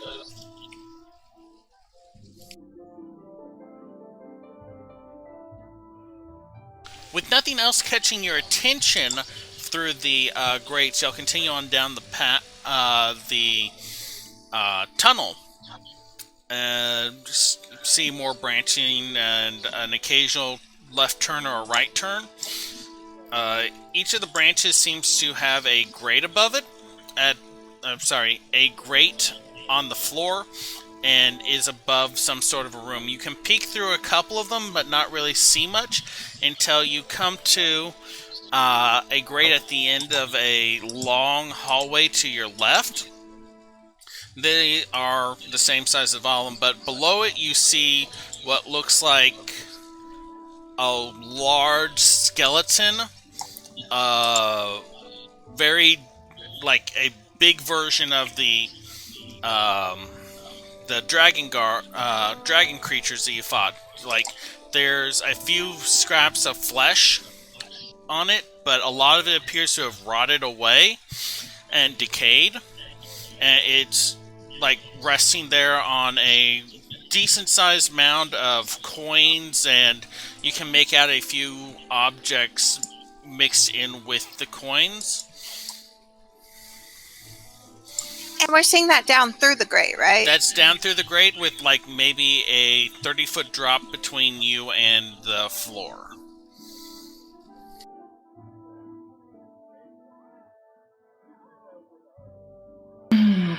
Okay, if I try to, like, lift up the grate, is that possible? Make me a strength check. Well, do we have any way to still go forwards? Like, or is that a dead end? You're seeing like the end of the tunnel, maybe another 30 feet past this branching off branch. So you're getting near the end of it, which is why y'all are starting to, like, you know, go down and check the tunnels more thoroughly to make sure you're not missing anything. What was that strength roll? And the end didn't seem to have a door or anything. It just looks like it ends. No, it just looks like a flat end. It would be an 8. 8? you kind of grip it, and you kind of, and it kind of creaks a little bit, and as it creaks, a soft blue glow emits from one of the eye holes in the skeleton underneath, and you hear like a heavy rumbling shift. Okay. So I guess I should help him with the grate. That would be nice. Sure, I'll help him with the grate.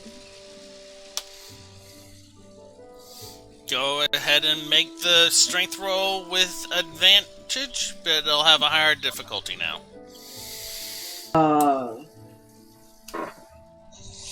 14. 14? It's still not... the metal is protesting. You and Ingrid, like, have your fingers laced into, like, the metal pulling up. Because I don't think either of y'all have a crowbar. And you can see down below... Let me check. I think we bought one. I think Rail has one. I don't know if Griggum has one or not. Of what? Crowbar. A crowbar. Crowbar. Okay. Yeah. Double checking. I don't see it. I thought we had bought it with that gear stuff, but I think we just got the, Let me check the second story kit, see if That's that had it. Probably what it is.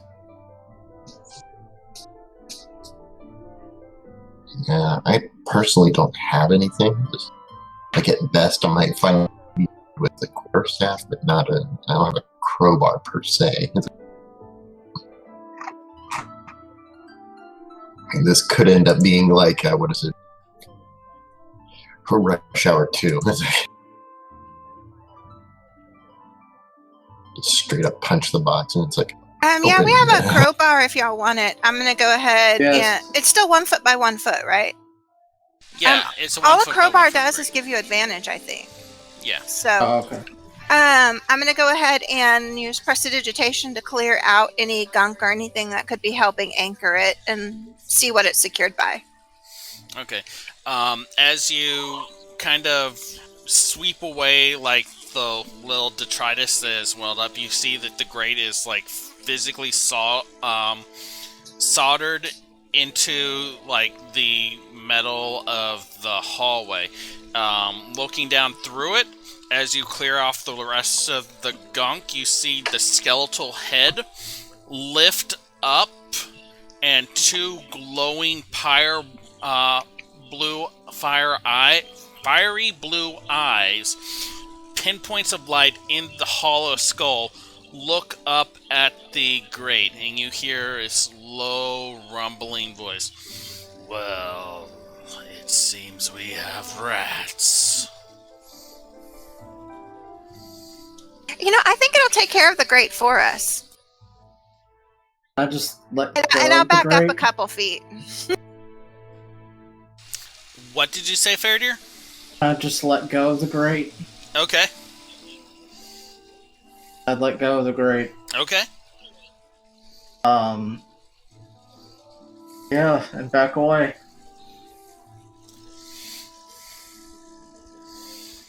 Okay. And suddenly, where are you going?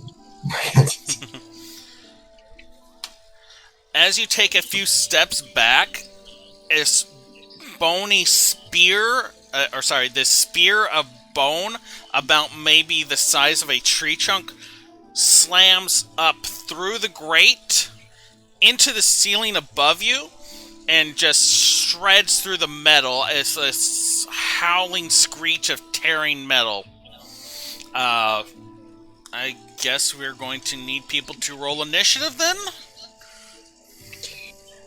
Boy, howdy! It's like,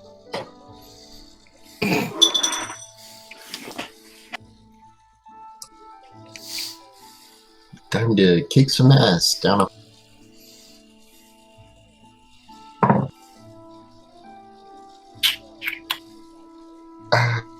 That is a 7. Okay. Did anyone roll higher than a 20? Did anyone roll...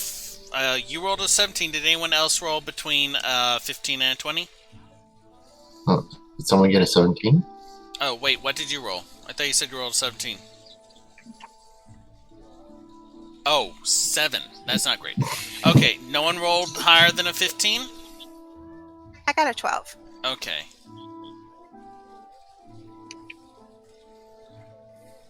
They're just being very quiet. Did anyone roll higher than a 10? I think you said you rolled a 12, Zizba? Did anyone roll higher than a 5? Okay, Griggum. Did anyone roll higher than a 1? Just tell me your number at this point. 4. Okay, so But he Kay had is some going kinks last. to work out from trying to lift the grade. Okay, so let's see here. That's Fairdeer and Kay. So the metal under your feet tears away as this massive claw rips open the ceiling, or the ceiling to it, the floor for y'all, and you can see down into this large, maybe 80-foot by 80-foot room, a pile of treasure, and a 20-foot tall skeletal dragon with spreading wings draped in just shreds of rotted blue flesh. It looks up at you, and its mouth opens wide, and it unleashes this, like, deep, resonant roar. Can I have everyone make a wisdom saving throw, please?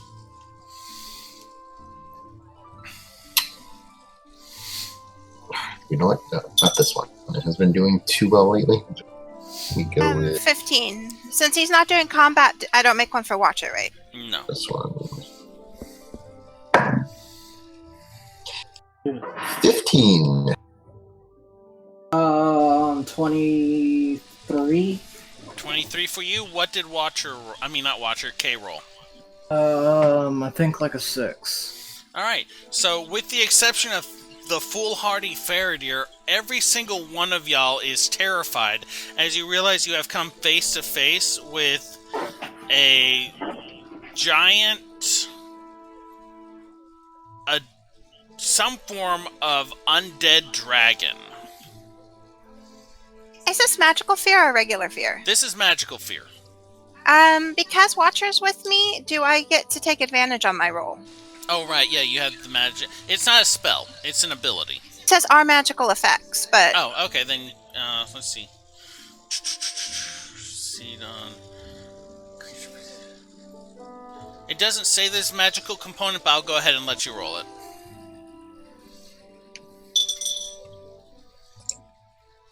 It didn't help, but I figured I'd check. So let's see here. That is its action for the turn, because now everyone, with the exception of Faradir, has disadvantage on pretty much anything. Ingrid, you're up.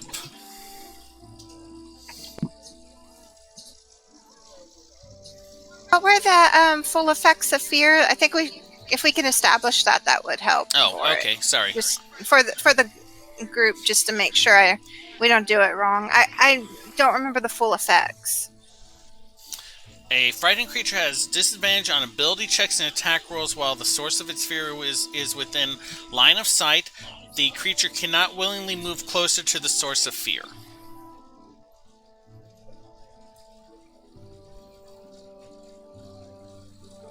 I would like to hex it for strength, since that has no roll. Okay. So the shadowy energy of your hex coalesces around it, and the eyes like wink out for a second, and it hisses this, and you feel the magic of your hex just wither on the vine of sorts.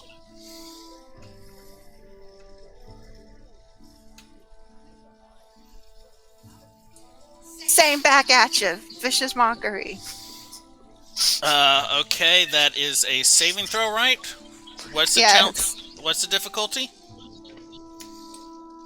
13. 14. Let's see. That is a fail. So it is going to use its first legendary resistance to automatically succeed. I still feel like I accomplished something. And I'll scoot back a little bit, but I want to still keep line of sight, like another 5 feet if it doesn't break line of sight. Okay. Griggum, you're up.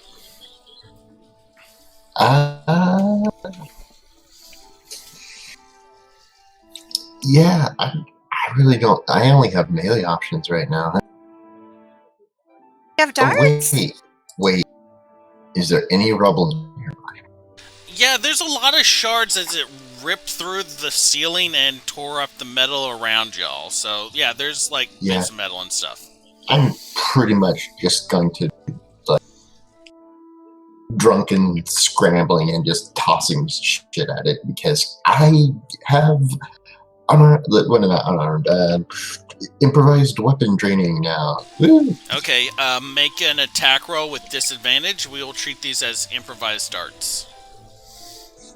Alright, and we're gonna assume what, D4 for shard? Yeah. As far as damage goes. Oh, Ingrid, at the end of your turn, make a saving throw to see if the fear effect ends. Oh, joy to the world. Only a 7. Because of disadvantage, let's see. We were rolling a 10. Instead of the 22 I could have had, which was a nat 20.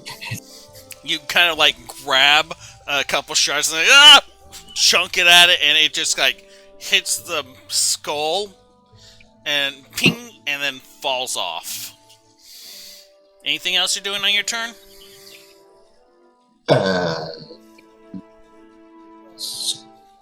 Rambling back, I guess. Okay. Because again, I can't approach it. Yeah. So I might as well take a couple of steps back. Reeve, who also failed his saving throw, looks down and says, "Oh, fuck this," and turns and starts heading down the corridor. Back the way. I don't blame him. Fairdeer, you're up. You are not frightened of this. That may be because you don't understand what you're doing, or you may be brave. Okay. So a couple questions. A, the hallway is big enough for him? No. The dragon? Not it is 40 feet below y'all, reached up, tore open the corridor entirely so it can even just look up at y'all. And the corridor that y'all were in, that you assume now is some sort of maintenance or air duct, is maybe 15 feet wide and 5 feet tall. Basically, it shredded the little hallway that y'all went down, and y'all scrambled back into the main air duct to avoid, having giant bone claws shred you.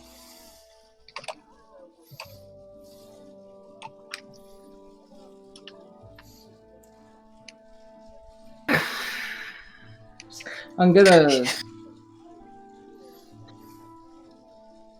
seem unsure, Fairdeer. You're acting scared, Yeah. but you're not feared. I don't want to use any spells because we have no effing healer. You have Reeve. He's a bard. He has healing. Hey, Reeve! Fuck you!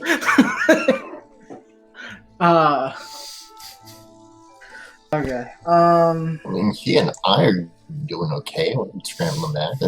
I'm also... I don't have many spell slots, and this fact that this guy can just be nuh-uh. Only so also many is kind times. of BS. You know what? Why make it complicated? I shoot my arrow.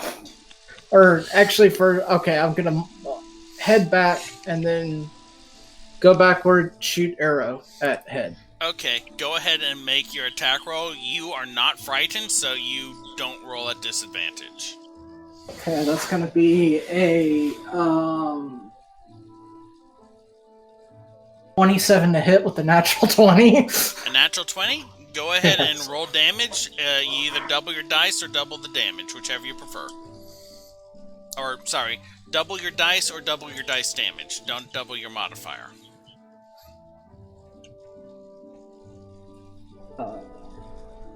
Yeah, that's gonna be 13. 13. You draw back, and there's like the arrow strikes through the jaw, and you can hear like a clacking sound as the arrow strikes one of the teeth and bounces around a little bit, and it's like in response, but does not seem to. It's got something stuck in its teeth. And as a bonus action, just basically, in retrospect, I should have done this first, but I don't. Hunter's Mark? See, the only thing is that if he just immediately dissolves it, what's the point? Let's do it. Okay, Hunter's Mark. Okay, Hunter's Mark doesn't require a save, so it can't do anything. You feel your focus zoom in on it. Okay. You are now very aware of its presence, as opposed to being very aware of its presence beforehand. That used your bonus action, so you cannot command K. We are back to its turn. Just as an aside, I'm assuming Kay is running away, though, right? K is sticking with you until you give him a different order. Oh, despite the fear? He can't move closer, but he stays with you. Okay. I guess that works. Let's see here. So, you guys are all at roughly this angle. Rightful peasants. I'm gonna use Hunter's Mark first. Oh. Always use Hunter Marks first. I need everyone to make a dexterity saving throw. As its mouth opens wide and this crackling blue energy fills its jaw, you have a moment to see Faradir's arrow stuck between two of its teeth before the electrical energy just disintegrates it and it blasts up into the corridor. What do we roll? 14. 14? Regular or disadvantage? Regular. Alright. 9. And dexterity? Yes. Yeah, I got this. Hey, yeah. Green's the lucky one today. Alright, let's go with a 25. There's a huge difference between 25? Yeah, that's impressive. What did you out roll of for? plus 6, so I rolled 9. 22. 22? What about K?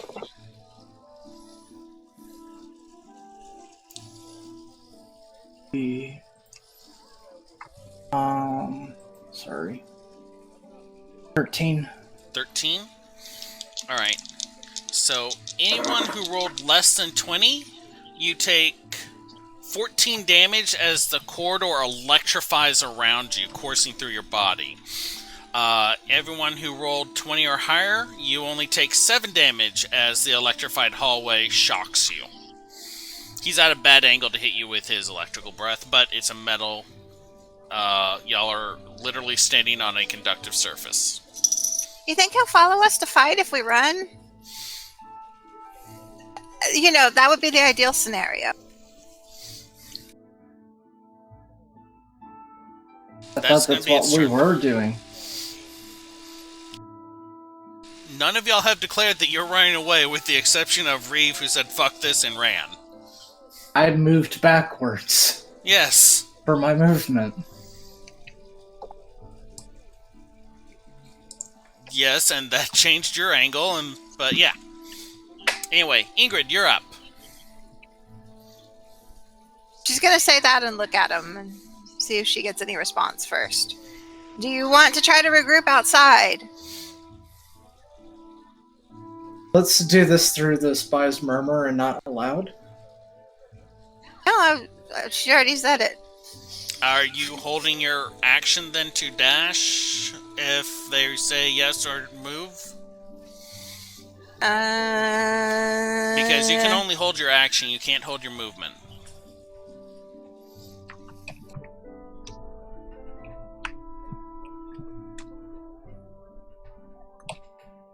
I'm going to do the vicious mockery and then move back my movement. Okay, vicious mockery. It's a wisdom, right? I keep on wanting to roll charisma for some reason. That is another failure, so it will burn its second legendary resistance. Making an impact. Okay, then I'll move back by movement. Okay. And wait to see what they're doing. So you follow, like, you shoot off a spell and you head on back in the direction that Reeve was running. Reeve is heading for the way y'all came as well. Griggum, you're up.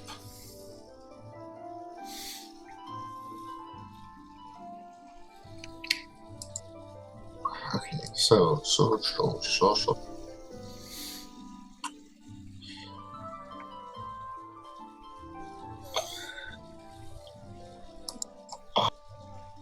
Oh, by the way, Faradir's response through the spy's murmur is, yes, we are getting the F out.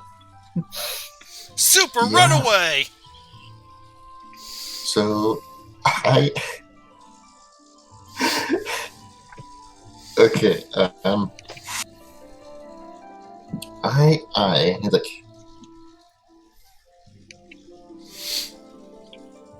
am super running away. Okay, so... And when a monk says that... Well, I mean, first and foremost, I'm scared shitless right now. It's like, I'm sorry. I did not roll well. I just mean when a monk says that with their speed, then it is super runaway. So I'm assuming step of the wind, dash, and full movement? The sergeant in motion outranks a lieutenant who doesn't know what's going on. It's like, a ordnance, it's like, officer at a dead run outranks everyone. So I'm assuming you're just moving as fast as you can. So, like... Yes, I am spending key. It's like, yeah, so Ingrid, you are like... Dash is a bonus action. Dash again with my regular actions. I am out.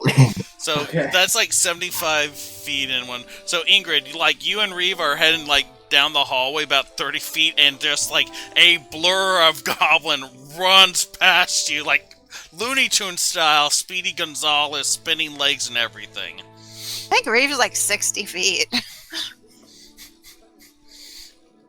Actually, yeah, he would be farther ahead because he used both his dash and his full movement. So yeah, but yeah, Griggum just streaks by both of you. Reeve takes another dash and full movement and heads on back down the corridor as well. So y'all are. He runs past Griggum and continues like, "Oh my God, let's get the fuck out of here." Faradir, you and Kay are up.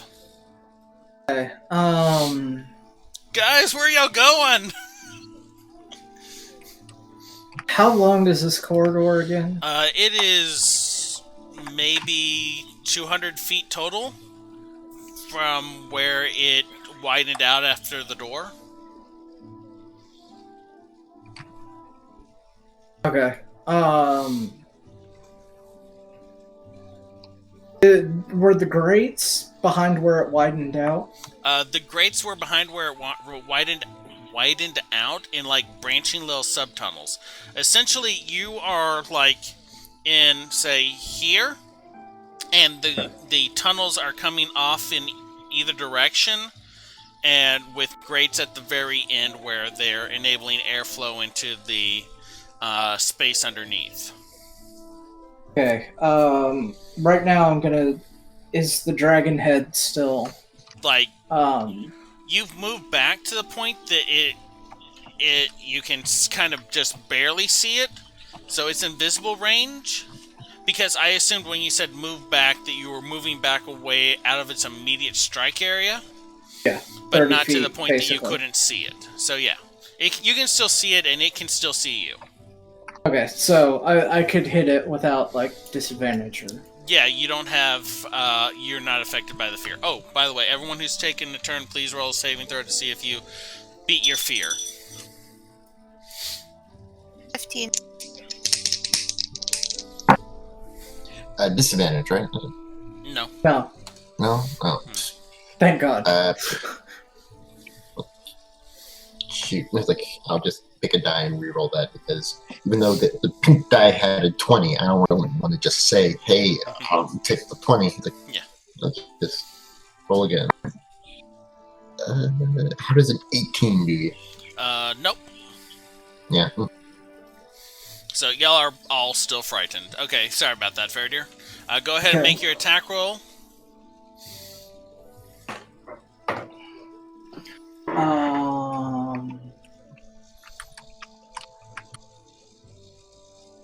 25. 25. Go ahead and roll damage. Not the right dice. Okay, that's gonna be...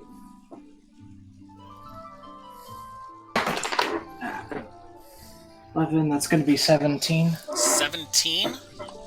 So, like, your Fairdeer, like, grabs, like, the second one, and it, like, jams into the bone. There's, like, you can hear a twang sound for a second, and it's like, ah!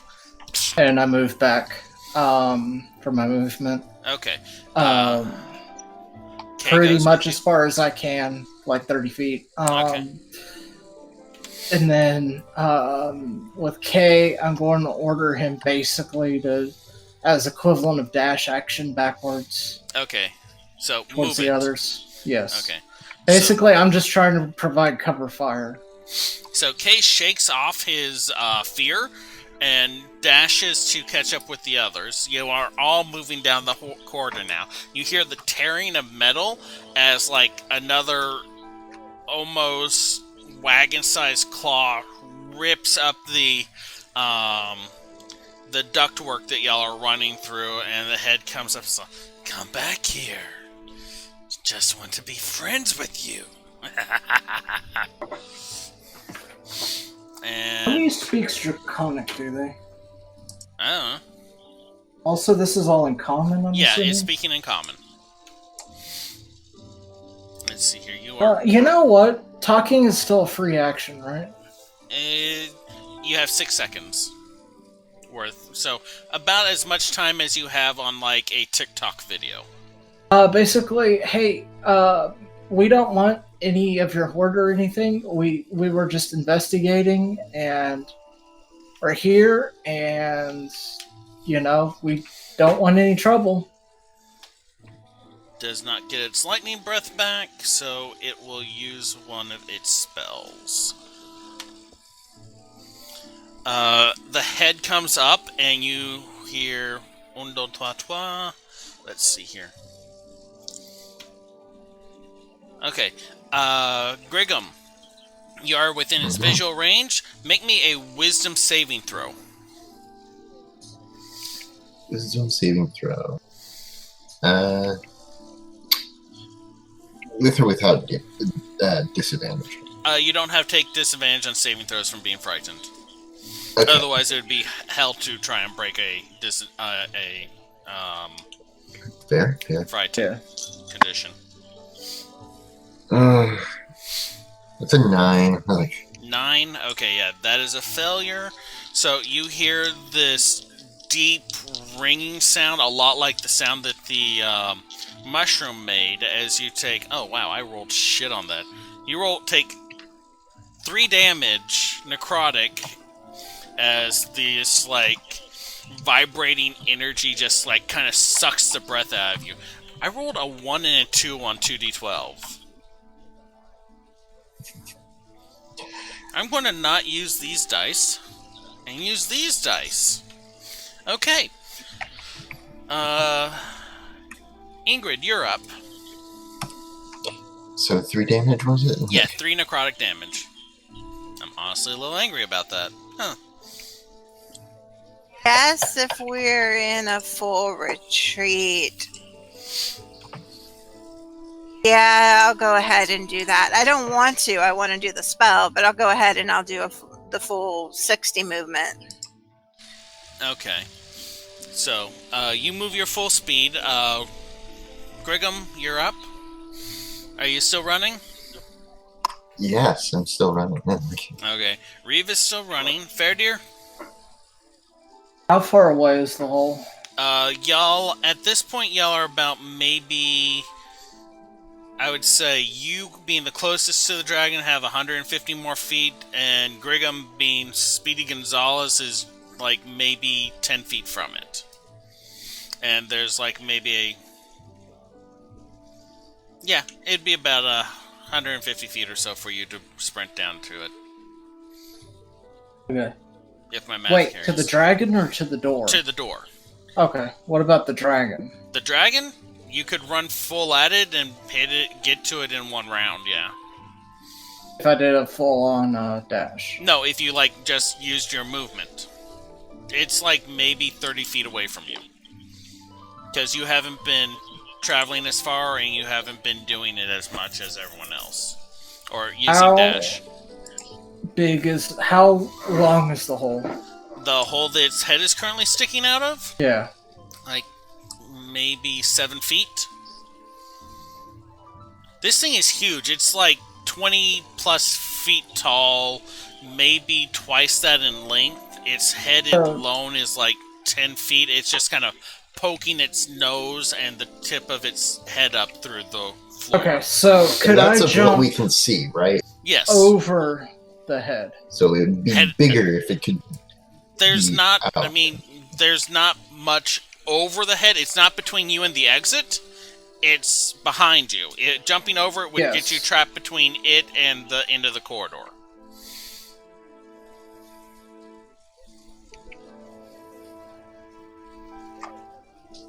You can do it if you want. I'm just warning you that if you do this, you will be trapped between it and the end of the corridor, and you would have to get past it again to get out of the area.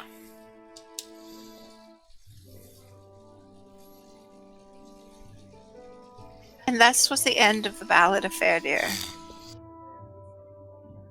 Yeah, I guess I'll just move backwards towards the door. Okay. And take another shot off.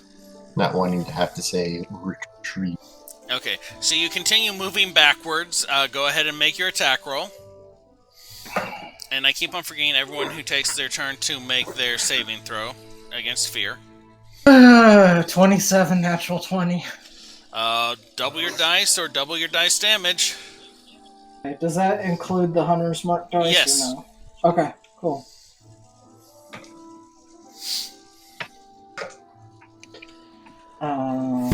That's 15. 16. 22. 22? Yeah. Alright. Like, its nose is poking up and saying, "Come back!" And you just, like, shoot into the underside of its mouth, and you can see, like, a couple flaps of skin where you hit it, and it's like, "Ah! Damn it!" You've done, like, some decent damage to this thing. I'm surprised. And while being utterly afraid. Well, to be fair, I've gotten 2 natural 20s on it. Yeah. Well, yeah. No, like you yourself have not been afraid of it, so it's that helps a lot. But Okay, so Kay is going to continue the action that you right, ordered it to. yeah. He's gonna. So He's he's trying keeping to- up with everyone else.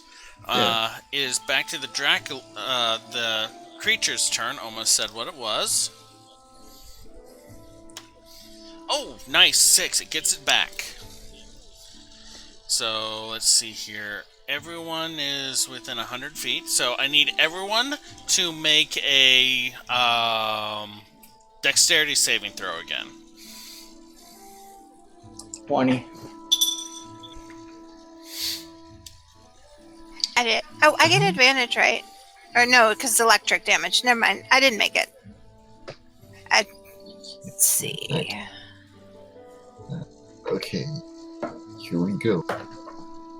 I only got like a 3. Oh. 24. 24. Okay. So anyone who got less than a 20 takes 9, 18, 21, 22, 23, 24, 25, 26, 27 damage as electricity arcs down the corridor. He had a bit better of an aim at y'all. Anyone who did succeed takes half of that. How much was it again? 4, 5, 6, 20, 18, 20. Go ahead. I was just going to ask if Reeve and Kay are still up. Nope. Kay is down. Reeve is looking bad. I'll tell you So am once I. I know what the damage is. I was like, Sorry. 9, 18, 20, 21, 22, 23, 24, 25, 26. So half of that would be 13. okay. I am looking pretty singed. So, y'all see, like, this lightning just engulfs you. Even, Fairdeer and, Griggum pulling to the side get hit by the electricity as it courses over the metal. So, How is Grickham still in 100-foot range? I mean, I'm 90 feet out, my and speed. it has a My 150-foot range. oh, I thought you Yeah, said but- 100-foot range. Okay. Yeah, and even considering my walking speed is 40, and even if double dash actions, that's like what 80. Yeah. Or wait, So- is dash double your speed? I can't remember now. It lets you use your movement again. You're 25 movement speed as oh wait, no, you're a monk. You're up to 30 now, aren't you? 40. I'm 40 because I have mobility right, as well. Right, that's right. I always forget about mobility. That is So- 120. So yeah, you're out of range. Oh, Like you I get are those in the 13 back. hallway. Sorry, I was still operating under the goblins move 25 feet memory. Sorry about that. I am like when I want to, I become the fucking Flash, or at least Max A Mercury. short green version. And Reeve was 90 feet Yeah. further than me. So He should be 180 impulse. because he took 2 runs. Okay. Like he took 2 runs when I only did like 1 at the first. Isn't Reeve 180?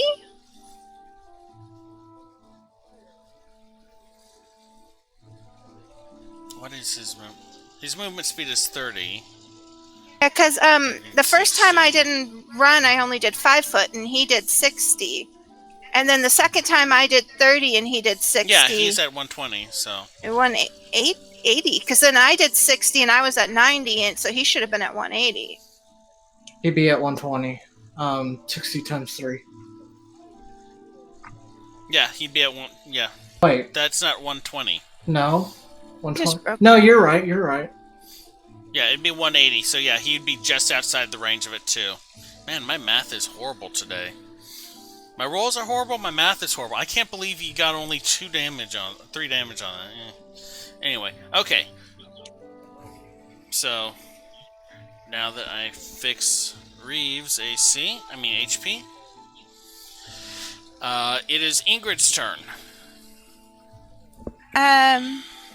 She knows Fairdeer has a potion, and it's his dog, and I'll just listen to him. So she's going to go ahead and take full movement, but like kind of stop and spin around to watch to see what they're doing at the end. Okay. Griggum, you are in like the little stone corridor way where the piping that leads down to it. You can see your friends get hit by that lightning blast as Reeve comes up with you.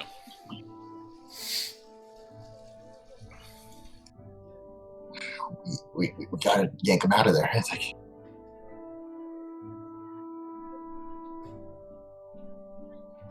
so wait, is it my turn? Yep, it's your go. Okay. Problem. I still can't approach towards the dragon, so I basically I think you should just stay where you are. Huh? I think you should probably just stay where you are. It could, or like, just because I can't approach it doesn't mean I can't help. Namely, like, I'm going to pull out the rope that I have, make a lasso, and try to grab hold of people that are unconscious and drag them out. The only person that went unconscious, I believe, is Kay. So you can try and lasso Kay. Go ahead and make me a ranged attack roll for that, I would say. And since I have improvised weapons, it's okay. I believe you treat it as having proficiency, yes. Yeah, okay. Okay, here we go. +6. Ooh, a total of 20. Not an actual 20, but a total of 20. You basically, like, cowboy over Kay and, like, pull the thing tight. Manage to get a little bit of a grip and, like, drag him. Go ahead and make me a strength check to see how far you can drag him. Athletics? It's like, considering it's the same principle probably as grappling. I'll allow it. No. Yeah. Ooh, it's gonna take a bit because I myself an 8. 8? Okay, so you lasso Kay's unconscious body, and like haul him about maybe 10 feet. And then I'm like, Reeve, grab some of the rope, help me. Reeve, let's see here, what is it that he has on hand? Okay, he kind of points at, because, yeah, he's within range of that. He points at, Kay, and he goes, like, snaps his fingers 3 times, and Kay suddenly just, like, sits up, as he is healed 8 HP. I look at Kay, look at Reeve. What the fuck, man? But thank you. It's like, I go through this whole dramatic thing, and then he's like... And his other thing is, yeah, like, that was his bonus action. He grabs, like, a bit of, like, wool that he has tied around his wrist, and he just kind of, like, spins it, and does this up in front of the, hallway, and y'all can see, like, a shimmering field of, like, it looks like the metal corridor comes into existence in front of it. Between y'all and the passageway that he's standing in. So an illusion, like, out by where the mushrooms were? No, like an illusion. Okay, you're at the corridor. He is at the corridor where it turns from metal, like a air duct, to metal, like the piping. He creates the illusion of a metal wall at that opening. So between where Fairdeer and I are in them, are between us and the dragon? Between y'all and the dragon. Okay. Because he's breaking line of sight for y'all. Okay. Or at least that was his intention. Sorry, I didn't enunciate that ideally, I suppose. Alright, so then it is Fairdeer and Kay's turn. Yes. Alright. Kay, it can't see y'all. It does not have Dispel Magic prepared. Let's see here now. Give me a second. Rolling probability.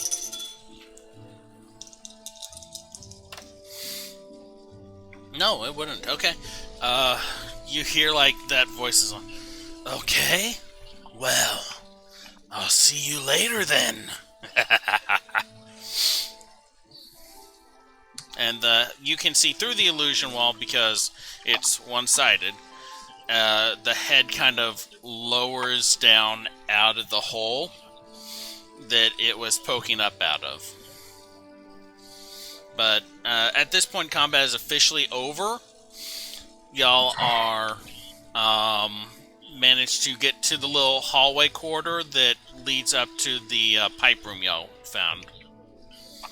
I think we should hide and take a short rest.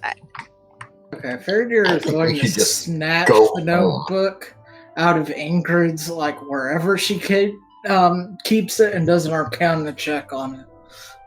What is he taking? He's grabbing your notebook. Sketch of the dragon? If you're not going to allow... Oh, yeah. It's in my backpack. You're going to open and root through my backpack? I mean, are you? Had it on hand. I don't. I guess not. I have a belt with a pouch. I thought he was grabbing the notebook so he could just flip it open right in there. Big fuck off, dragon, stay away. No, he was like, okay, this thing has the ability to materialize. He's trying for real. I have the death note. Well, let's walk back slow so we can declare it a short rest for the first hour. Okay, so y'all, it takes you significantly longer as y'all limp back up. Just for the first hour. Towards the pipe room. Y'all reach the pipe room, and yeah, y'all have a short rest at that point. Are we getting any bard assisted short rest? Yeah, y'all would have Reeves' bolstering presence active. 1 second, let me check to see if there is a limit on how often you can do that.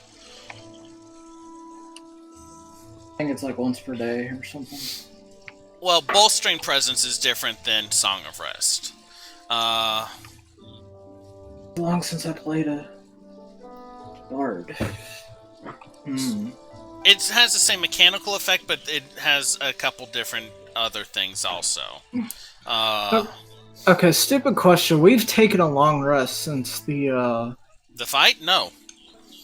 It's the same day. Okay, the bolstering presence will give y'all an additional 1d6 hit dice at this point. Okay. And no one is currently... Yeah. Also, the fear effect would have worn off well before that, so y'all don't have the rejuvenation...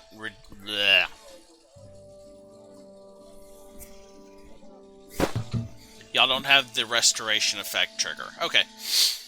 Using all my hit dice, I am close to full.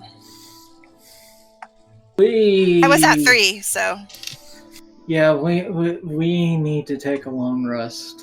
I need to take a long rest. There are 1 per day. Yeah. Let's see here now. So, 2 hours to the 2-hour trip, lunch hour, hour and a half trip through there. Okay, so it's currently sometime in mid-afternoon for y'all.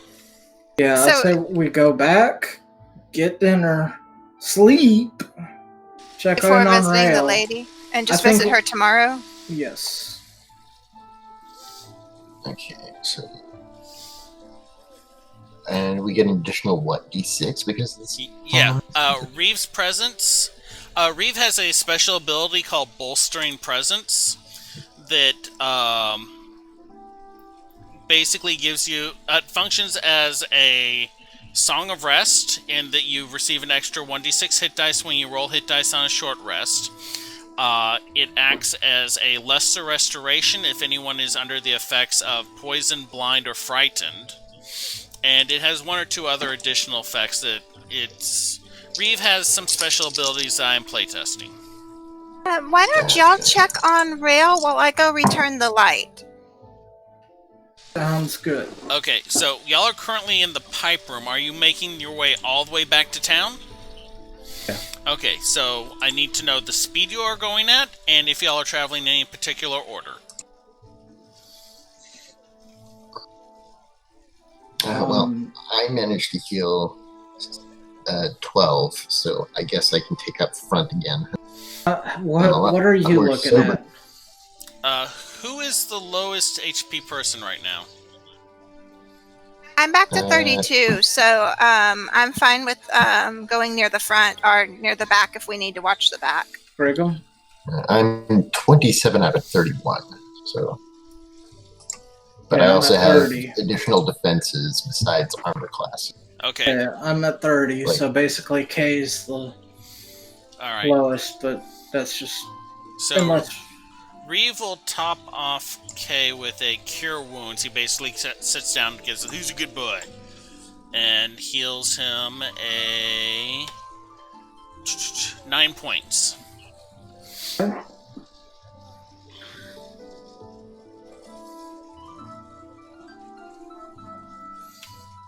But yeah, I guess maybe Grigham and I can both take point, and Fair you can watch at the end and hang back with Kay. I guess. Yeah, I'll watch the back. Okay, whoever is leading point, make me a survival check for navigation. Whoever is standing watch guard, make me a perception check, please. Well, I have 19 passive perception. Do you want to do it with advantage since we're both up there, Grigham? well, yeah. Or do you want me to? Quick question. I have a +1 on survival. What do you have? I have a +4 because I actually have the skill. Okay. So. But I also you have give it a go, unpredictable and I'll rolling. yeah. And he's like, I'll back you up. For the record, in situations where a passive perception is high, but I still need to require a perception roll, I generally will lower the DC by a certain amount due to that high passive perception. Okay, just being gripey. I got 11 because I got 2 7s. Okay. So, Yes. it takes... Is that total? Yeah, 11 total.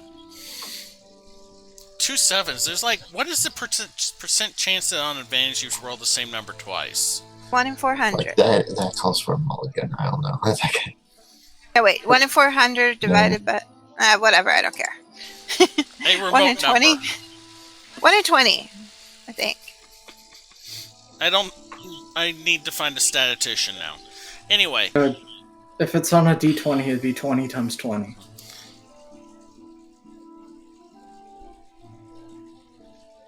400. 400. You were right. That's impressive. Believe me, I've taken a lot of college to find that one out. I have... Well, that's the entire point of college and it's like math classes Yes. like that. It's like Useless trivia. it's a tabletop role playing and understanding what are the odds of successfully doing Make fantasy football never fun again. So, you've been this way before a couple times now. You're starting to learn the area, so it's not a hard navigation roll. There's like a time, like one point where Ingrid is like, wait, was it this way or this way? But And I'm like, look. Moss grows towards the. But with Grigham's help, Ingrid navigates y'all to the gates. Fairdeer, you see like a few creatures skulking around at like the very farthest point of your dark vision. But nothing humanoid. They seem small, cavern-dwelling creatures as near as you can tell. They're very. These are clearly like creatures, animals, right? Not like. They look like just regular animals, yeah, but they look like small cavern-dwelling animals.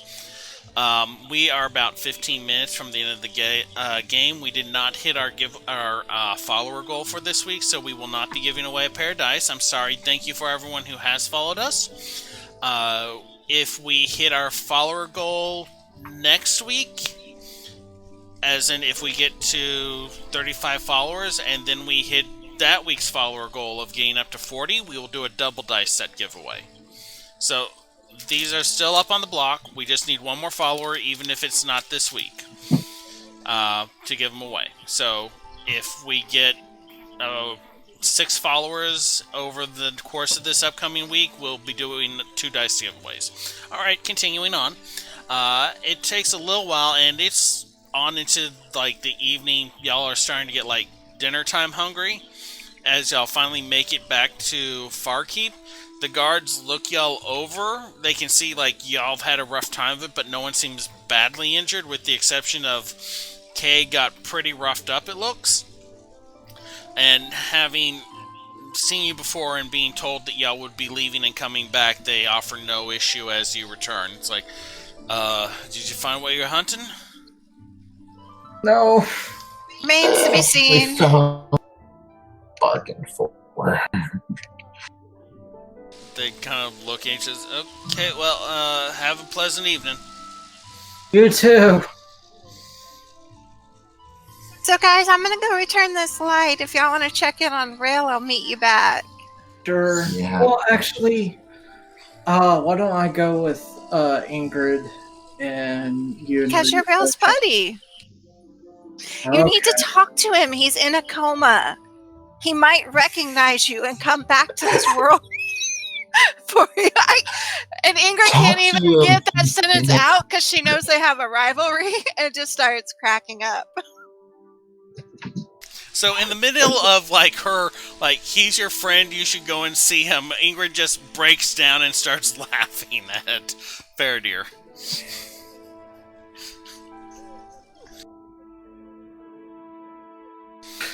Okay, who's going where?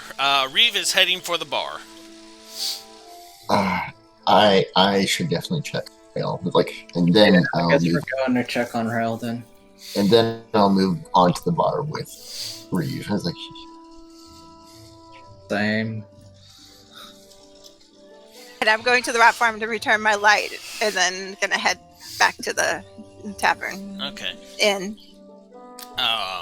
We will go with Ingrid first, and then we'll pick up at the end.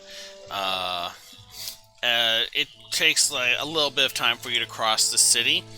The gate, the eastern side where you saw the gate between the city and the rot farm, is as busy as it was earlier. A different set of people as the later crew comes on to shift, it looks like. Going into the I can't remember what it's called. Not off. It's something office. Going into the office, you see it looks the same as as she looks the same as Jathil, with the gray eyes and the sky purple rings around the edges of her iris. But this is a female elf with similar haircut, like someone had shaved her head and it was just starting to come back in. Is behind the desk filling out some report forms as you come in. She kind of looks up, looks confused, and then looks at the device you're carrying and says, oh, hello. Hi, Freyla, right? Frilla. Hi. Frilla Whitfist. Just checking this back in. I borrowed it for 8 hours. She kind of like looks through the paperwork on the desk and is like, yeah, Giselle said that he lent it to a person who came. She finds the paperwork and writes down on it that you returned it, and she's like, just go ahead and set it on the floor and we'll get it to the worker that it's assigned to. Thank you. Did you find it's okay? There was no damage or anything like that? There is no damage to the light. We stumbled across a rather big lizard to the west, so I have to go back and look in on that later. Alright, well, there are, if it's like got a lot of meat or stuff, you can sell it at the marketplace generally, so good luck with that. I have to go and get ready to do my next set of rounds, so if you'll excuse me. Okay, thank you, bye. And she does her little half curtsy-ish thing and turns around and goes. She kind of smiles and back at the dancer's skirt, the green and gray skinned dancer is nowhere to be seen. Up on the dance stage this time is that other dancer y'all had noticed with the mask. She has a pair of knives out, and she is like,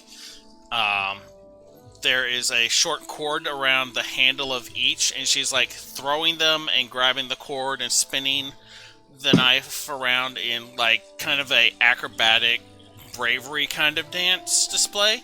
Did they already check on Rail? Did we just scoot over Oh, that? right. Or? Sorry, I forgot y'all were going to see Rail. Reeve is the one that went back to the dancer's skirt. Yeah, but we pretty much were like, check on Rail, then go to bar. There we go. Sorry, I'm getting tired because days. Yeah.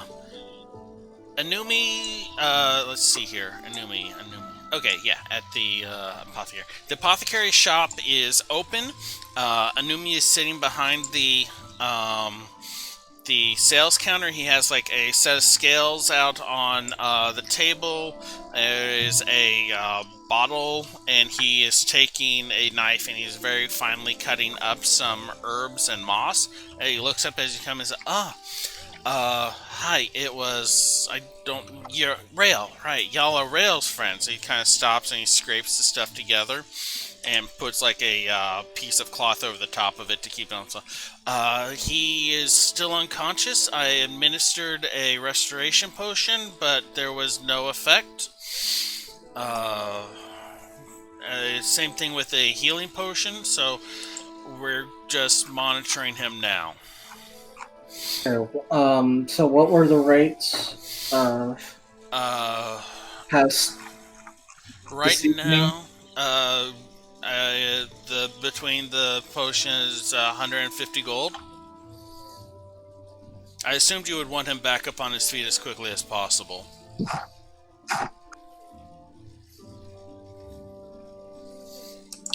Okay. You don't need to pay now. He's not Good. better yet. He may require additional treatment. We're just monitoring him right now. Jesus, I didn't realize Ravnica had modern healthcare too. See, we should have just gone with getting him a pretty you nurse, not? like the original plan. Hold up. It's like, have you not? I didn't catch all that. Me? What Yeah, I I said? didn't get- Okay, yeah, I you said, have you not met a lawful cleric?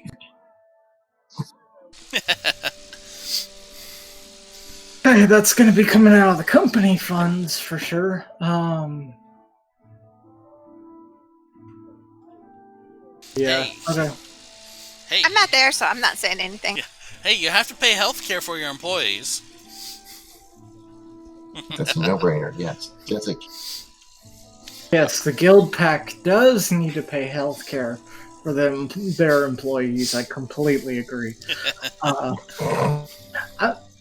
Is she within the range of the Spice Murmur? Yeah, Ingrid? like, Sorry. the city itself is about a mile. It's not a big city. Yeah, I'm probably gonna relay that information for sure. So Just Ingrid, pull him and get him a nurse at the tavern. Rail's probably fine. He just does impulsive things and bonds to objects.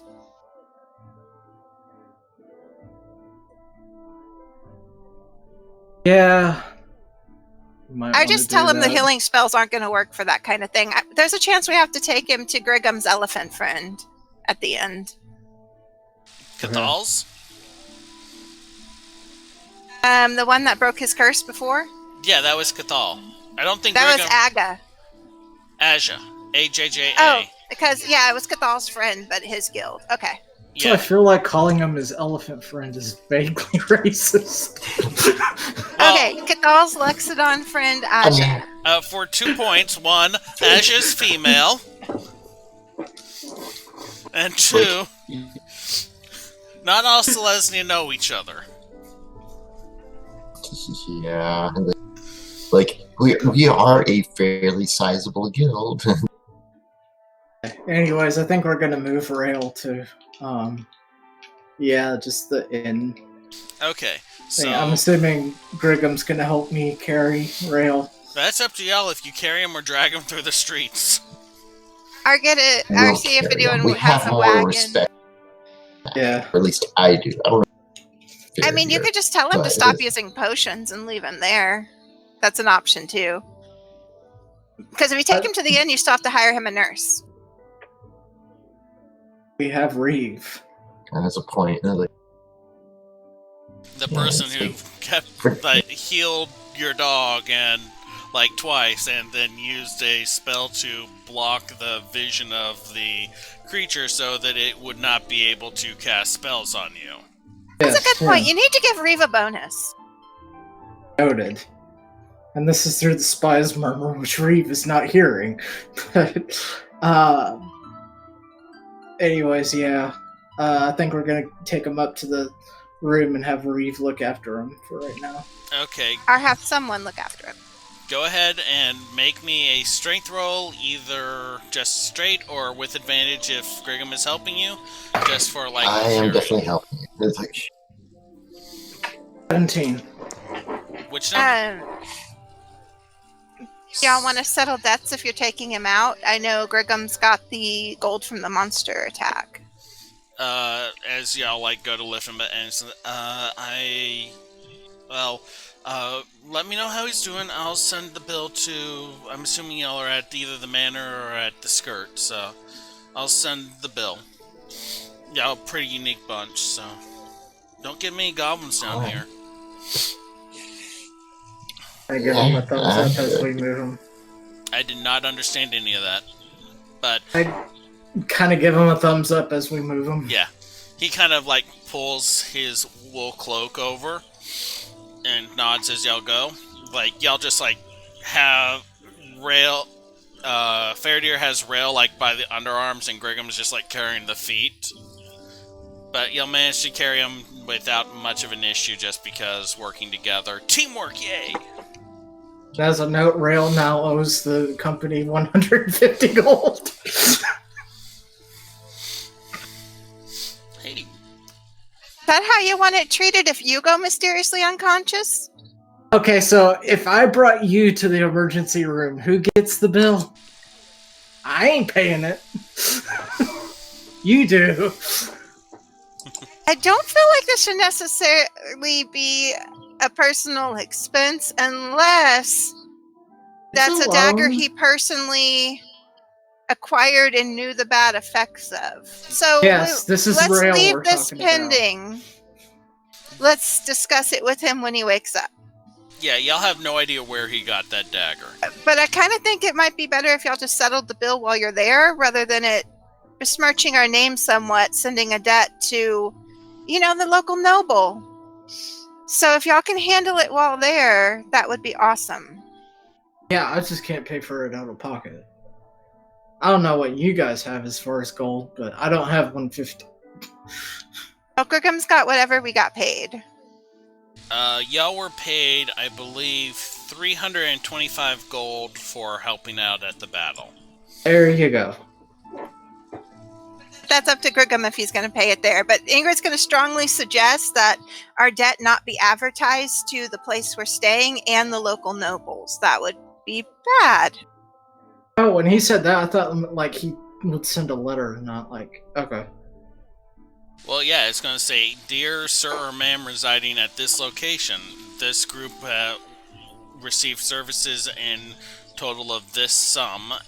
Please remit payment as soon as possible to Farkeep Apothecary in care of, and then the person's name. I mean, if you Okay. want to advertise we have a horrible debt, maybe I could just swing by and Okay, bid so before he mails it. I think that he should pay it off, but we get the receipt. Get a message, Grigum direct. Do you have enough from the payment? yeah. Yeah, I think that should ultimately come out of company funds. But however you want to do that accounting. I love that. Rail should pay for it. Okay, it can come out of company funds. No, the company funds is a loan until Rail pays it back. So, I'm assuming, Grigum, that you hand over 150 gold for Yes, the very okay. expensive potions that he used. Yeah, so we get a receipt He, like, takes them, Yes. it's like, notarized.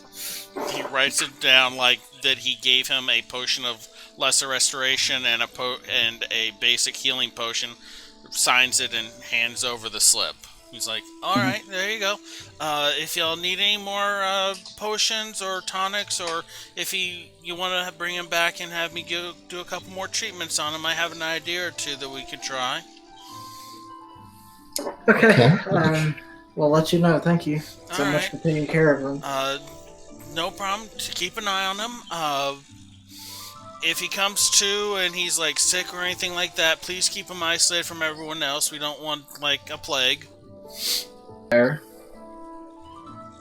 Okay. Have you ever seen anyone with an infectious like contagion after being in a coma as a result of a coma? Only when like the rot farm, the undead at the rot farm get agitated and they come out. Actually, I thought at first it was like a ghoul toxin where they'll bite or claw you and you get all locked up. But instead of locked up, he's all in. He takes a moment to pick up Rail's wrist and shakes, and Rail goes like. So I don't think it's ghoul toxin. Okay, yeah. Ingrid makes a note to look for a nurse on the way back. Okay, so I'm going to assume y'all head towards the dancer's skirt, and I'm going to say it is 2 o'clock, I am sleepy and need food that is not in breakfast bar form. So, everyone, thank you for joining us. I hope you enjoyed this episode of the Second Sight Agency. We are going to be ending the stream today. At this point, we are still 1 follower short of our goal. Like I was saying, if we get to our follower goal next week, we will do the dice giveaway. If we get to this week's goal next week and next week's goal, as in if we go up to 40 people, we will do 2 dice giveaways. So the dice aren't gone. You still have a chance. Grab your friends. Say, hey, these people are awesome. Follow them on Twitter or Twitch. Speaking of following us on Twitter, you can follow us on Twitter at BonusRoll. If you're watching this later on YouTube, please subscribe, turn on notifications, like, comment, anything like that that just basically says, hey, you guys are actually doing something that I enjoy. Please keep doing it.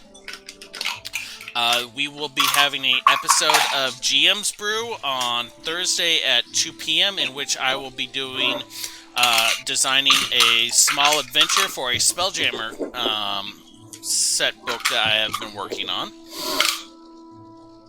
I think that's all the announcements that I have in mind. Did anyone else have anything that they wanted to say? Or rattle some more dice while I'm talking? Not off the top of my head now. Alright, well, it's been a blast. We will be back next week at 10 a.m. Central Time, Sunday, for the next game of the Second Sight Agency campaign. Everyone have a great week. Stay safe. I can't think of anything else, so I'm just going to end the show. Bye. Wait. Comment on Bonus Roll Twitter what kind of Undercity person we should hire for Rail's nurse. Ingrid's going to be looking for someone on the way back to the place. So, if you want your input, comment on the bonus roll what Undercity person we should get for our NPC nurse. I kind of assumed y'all were just going to hire that knife dancer. Alright. I was thinking of something like that, but I was also thinking if there's like a local midwife or something, there might be someone with some medical experience there. You already Also, met the Rainbow. local midwife. Okay, so apothecary is. Yeah, we might just get Rail a dancer, I don't know, Rail is a man of class, so there's that to consider as well. Like, what does he want to wake up to? Like, or what does he not want to wake up to if you're sadistic? We will look at input if you put it there. Okay, that's all. Bye. Right. Bye. Y'all have a nice one. Enjoy the week. Bye.